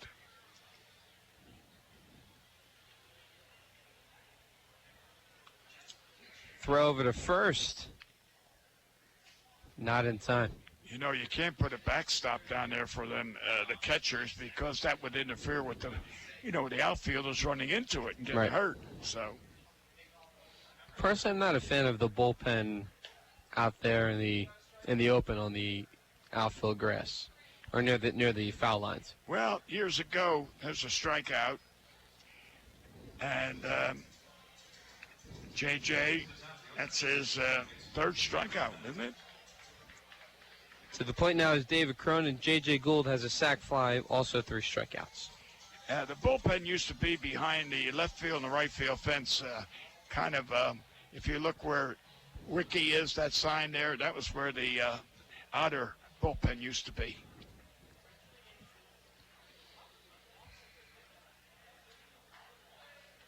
Cronin fouls this one behind the plate. Counted 0-1. Dave has struck out twice today. He grounded out to first. Also has a walk and a run scored back in the 3rd. He scored on that Ryan Long 2-run triple that extended the Otters' lead to 3. 0-1 the count. Pitch is outside for a strike. It's that low and away pitch. Yeah, I tell you, sitting up here is very deceiving on some of those pitches. You know, I mean, I'd swear they're balls.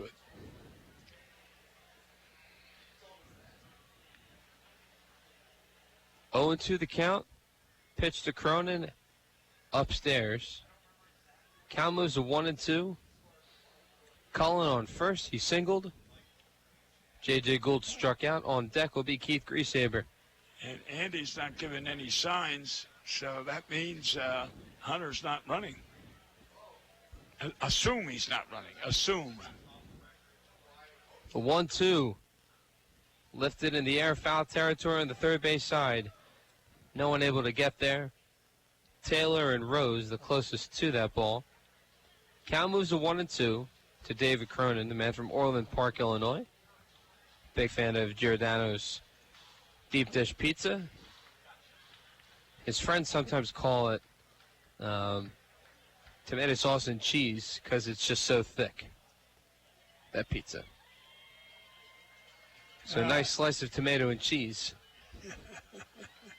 Because what they do is they layer the cheese thick and then they dress it with tomato sauce on top rather than putting tomato sauce on the crust first.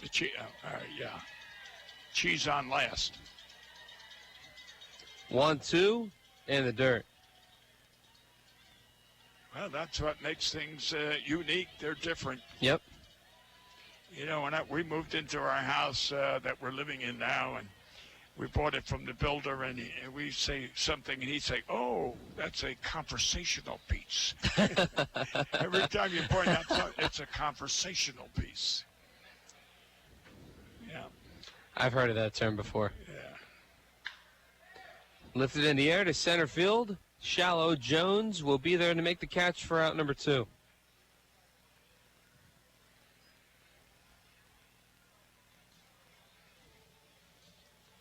Well, this would be a good chance to steal for 100. And he just put out 2 outs, so that means play it safe. Yeah, he's got a 7-2 lead as we're in the bottom of the 8th. Yeah, but you never have enough runs in this league. Right. First pitch to Keith. It'll be a ball inside. Count moves 1-0 to the St. Louis native. Griesaber is the former River City Rascal. We'll see them tomorrow for a 3-game set. 1-0 lifted in the air to the outfield, out in right center. Playable for Jones, and he makes the catch for out number 3. We have another wild call to the bullpen as we head to the top of the 9th. Otters up 7-2. You're listening to Evansville Otters Baseball on the Otters Digital Network and 91.5 WUEV. The Evansville Otters would like to thank Sinorama Evansville for their support this season. Sinorama Evansville is a multi-application supplier of custom-made signs, banners, and decals in the tri-state. Located at 1300 North Royal Avenue in Evansville, Sinorama is open 8 a.m. to 5 p.m. Monday through Friday. They can be reached by phone at 812-477-7763 and can be found online at sinorama.com/in-Evansville. Sinorama Evansville, a proud supporter of Evansville Otters Baseball. Since 1994, Slays Restoration has been assisting tri-state residents clean up and restore their properties after disasters of all kinds.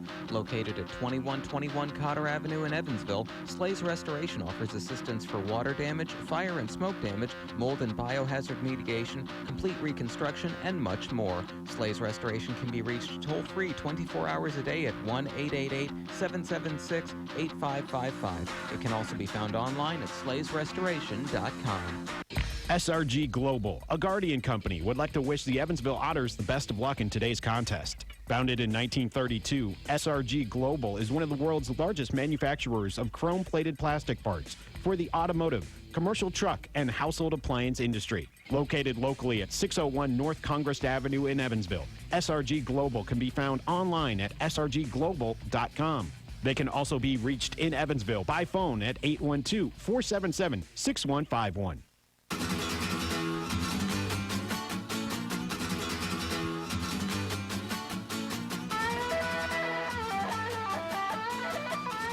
Welcome to the top of the 9th here at Bossy Field.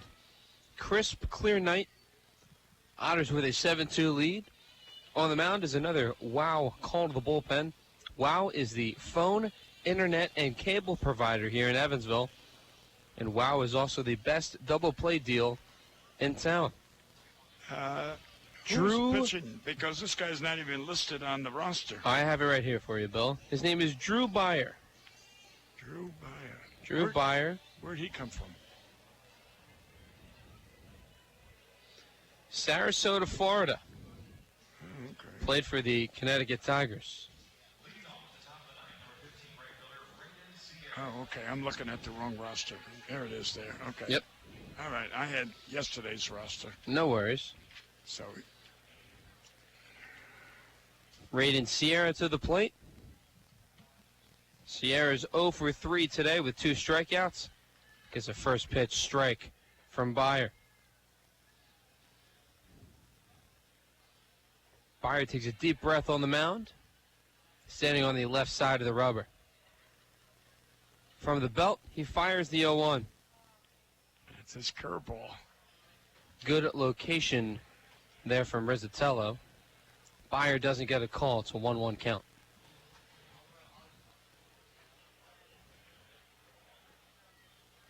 Byer takes another deep breath, the 1-1. It'll be fouled late there by Sierra. Count moves to 1-2. So tomorrow, the Otters will welcome divisional foe, the River City Rascals. First pitch tomorrow at 6:35 p.m. Pregame show at 6:15 p.m. And we'll find out which Otters made the All-Star team tomorrow. Good. I hope several Otters made it.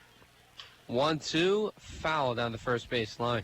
I would have bet the ranch that both Randy and Patty, the Irishman, would have made it too. Would have made it automatically, yes. They're not here now, so, it's anyone's guess as far as pitchers go. I think Urbeck would have made it too. Possibly, yes. He then, next pitch is a fastball inside. Count even at 2, but Urbeck at one point, I think, had an ERA of around like .99. Really? Ah. So, we have Mr. Wright now as our closer. Yes. And what's his, He's got 30 strikeouts on the year in Taylor Wright. Yeah, but His pitch is lifted in the air, and a diving catch is not made by Hunter Cullen. Yeah, a good try by Hunter. I mean, he dove after it and just unfortunately. But the thing is, he kept the ball in front of him. Therefore, he held the runner at the first base good. But getting back to Wright, his ERA is 1.11, so that is outstanding. Playing his first year of professional baseball. Yeah, a Brown man. He has a sister who attends University of Penn. Yeah.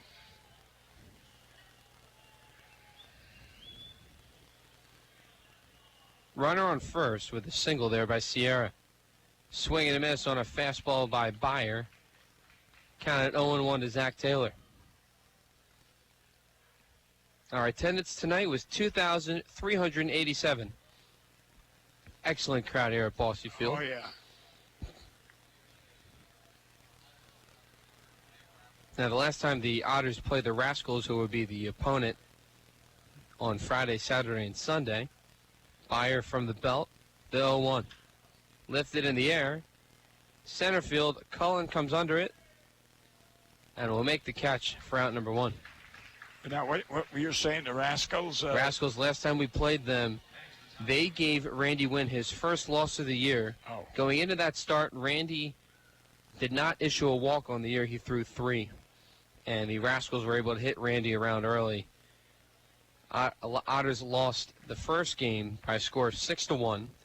And then in Game 2 of that series in O'Fallon, Missouri, Otters exploded for 15 runs in a 15-1 victory in Game 2. Next pitch, be a called strike on the outside corner from Byer. Counted 0-1 to Jack Parenti. In Game 3 of that series, the Otters had a 7-5 lead going into the 8th inning. The Rascals scored 3 runs and 1 in the top of the 9th, winning in comeback fashion by a score of 8-7. Swing and a miss, a high fastball there from Byer gets Parenti for strike 2. I don't think that young man wanted to swing. It was up around his letters or neck, if you want to say it that manner. I think he threw that bat up there in defense because that was the worst swing you want to see. I don't think it was a swing. It was a, let me out of here. Beyer with a deep breath. He'll foul this one back. I was talking to my friend Bobby Botts the other day, and we were talking about the old Braves, and we're talking about Augie Gassillo from a policeman in New York now, or it was, and he was so wild that batters would get up there and say, I'm taking 3 swings just to get out of here. Sometimes that was me at the plate in Little League. The 0-2, lifted in the air to right field. Meggs takes a few steps back. He'll make the catch for out number 2. Little League, I batted 9th, but it was always first in the snack line. Oh, okay. I cared more about the food after the game than the game itself. You didn't sit down in the outfield, did you, like so many young little No, leaguers? I didn't. I did mosey my feet around in the grass from time to time. I think they put me in left field. Oh, you didn't play it, make No. sandboxes, whatever. No, I did not. First pitch, strike from Beyer on the inside corner. Count at 0-1 to Matt Rose. Rose is 1 for 4 tonight with a double. 0-1, lifted in the air to left field. Griesaber takes a few steps to his left. And for the first time this season, the Otters have a 3-game sweep coming here at Bosse Field. Otters sweep Schaumburg. They improved to 6-2 against the Boomers this year. A wonderful 3-game series here to start here at home. We got 3 more coming on Friday, Saturday, and Sunday. Otters' first sweep of the year. Austin Nicely will earn the win. We'll come back to you with more totals on the postgame show. You're listening to Evansville Otters Baseball on the Otters Digital Network and 91.5 WUEV. Injuries are inevitable. It doesn't matter if you're playing baseball, walking the dog, or falling from a ladder. Injuries happen. When they do, Tri-State Orthopedics offers treatment for sprains, strains, and fractures by medical specialists. Tri-State Orthopedics is located at 225 Cross Lake Drive in Evansville, just north of the Lloyd and I-164. Tri-State Orthopedics can be reached by phone at 812-477-1558. Its urgent care line is 812-474-OUCH. Tri-State Orthopedics, a proud supporter of Evansville Otters baseball. My name is Lola Silvestri, and I'm going to be 95 this year. I was very independent. I fell, and I had to have Meals on Wheels. America, let's do lunch. 1 in 6 seniors faces the threat of hunger, and millions more live in isolation. Drop off a hot meal and say a quick hello. Volunteer for Meals on Wheels by donating your lunch break at americaletsdolunch.org. This message brought to you by Meals on Wheels America and the Ad Council. A Case of the Blues is your home for blues music in the Tri-State, featuring music from local artists like Honey Roy, Dale Niehaus and Bad Mojo, the Bosco France Band, and the Beat Daddies, as well as legends of the blues like B.B. King, Buddy Guy, and Muddy Waters. A Case of the Blues is on every Saturday from 11 a.m. to 6 p.m., only on your place for blues in the Tri-State, 91.5 FM WUEV Evansville, a University of Evansville radio station. The Pizza Brick Road always goes to Tyroni's. I'm in the mood for pizza and I'm ready to go. The Pizza Brick Road goes to Tyroni's. So follow me down the Pizza Brick Road. Road down to Tyroni's. The Pizza Brick Road. The Pizza Brick Road always goes to Tyroni's. 0-1, lifted in the air to left field. Griesaber takes a few steps to his left. And for the first time this season, the Otters have a 3-game sweep coming here at Bosse Field. Otters sweep Schaumburg. They improved to 6-2 against the Boomers this year.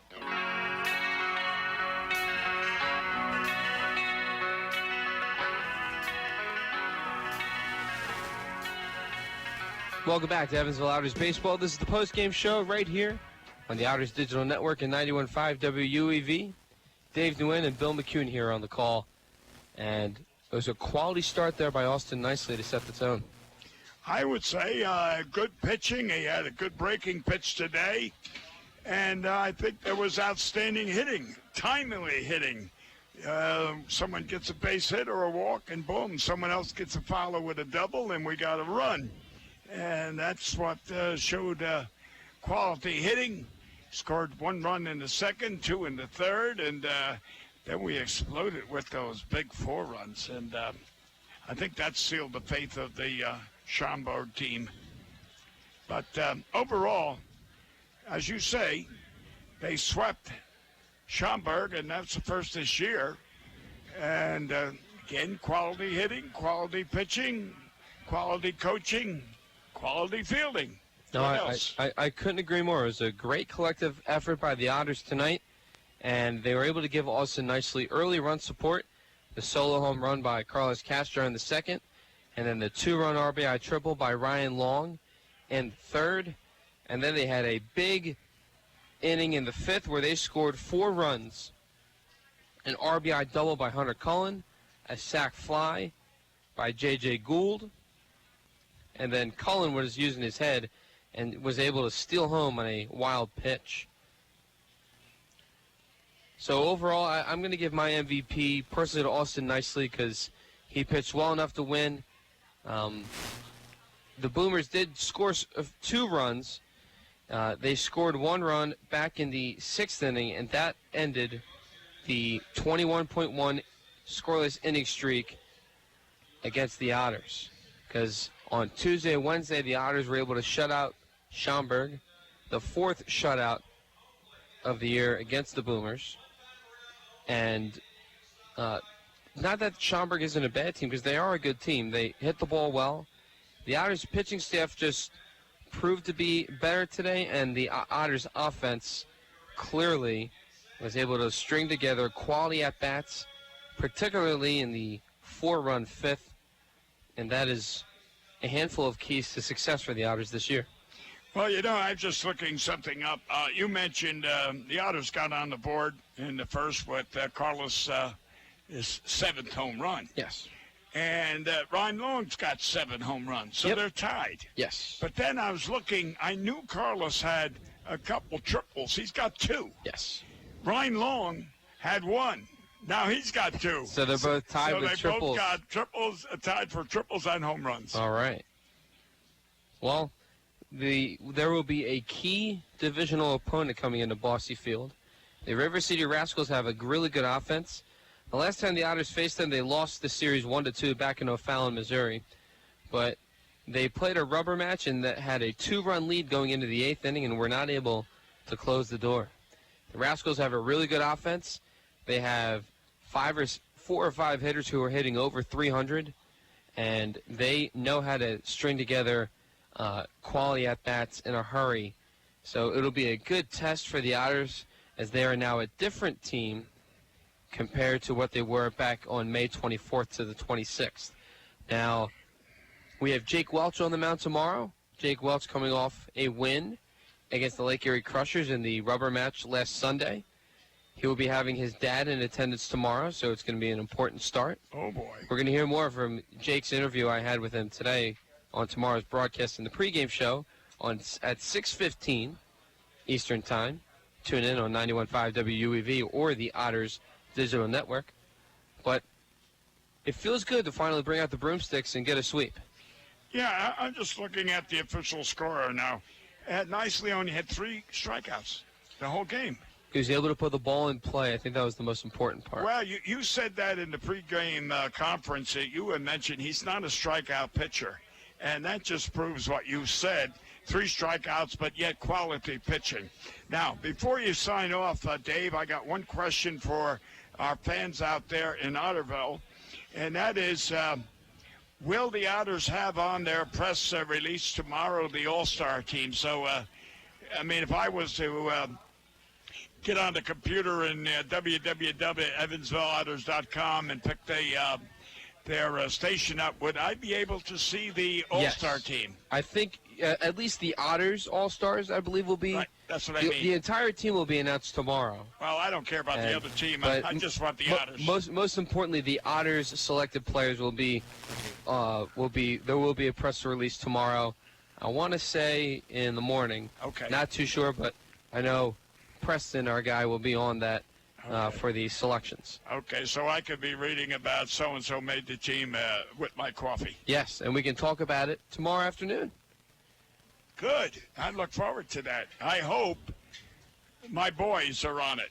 Yes. And I won't mention my boys because I want to be... equal? Yeah, it's just my boys. We hope as many as possible can make the Otters the All-Star team. Right. Because the Otters are one of the best offenses in the Frontier League.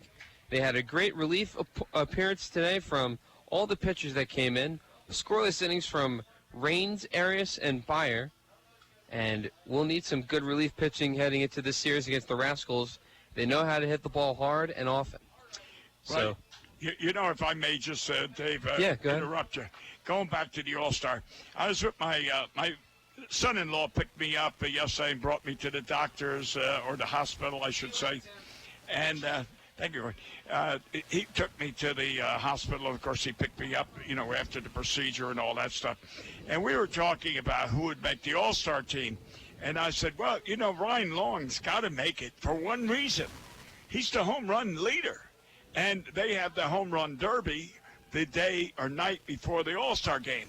So, therefore, Ryan, they should look and say, well, Ryan's got 7 home runs. He leads the league. He should be, whether he makes the All-Star team or not, he should be there to represent the Otters insofar as the home run derby. Now, here's my point. Now, with tonight, Castro getting that home run, now does that mean you got to invite Castro as well? Well, that would be nice. I think we'll find out. Well, it'd be nice to have Ryan and Carlos both there. Sure. Okay, I got my comments in. You got your 2 cents in? All right, good game. Congratulations, and I'll see you tomorrow. All right, for my partner in crime, Bill McCune, and our radio engineer, Mr. Paul Bregan, this is Dave Nguyen signing off. Once again, Otters win. They get their first sweep of the year against the Schaumburg Boomers. Final score from Fossey Field, Otters 7 and Boomers 2. Tune in tomorrow for first game of the 3-game series against the River City Rascals right here on the Otters Digital Network and 91.5. Again, for Bill McCune and Mr. Paul Bregan back in the studio, I'm Dave Nguyen signing off.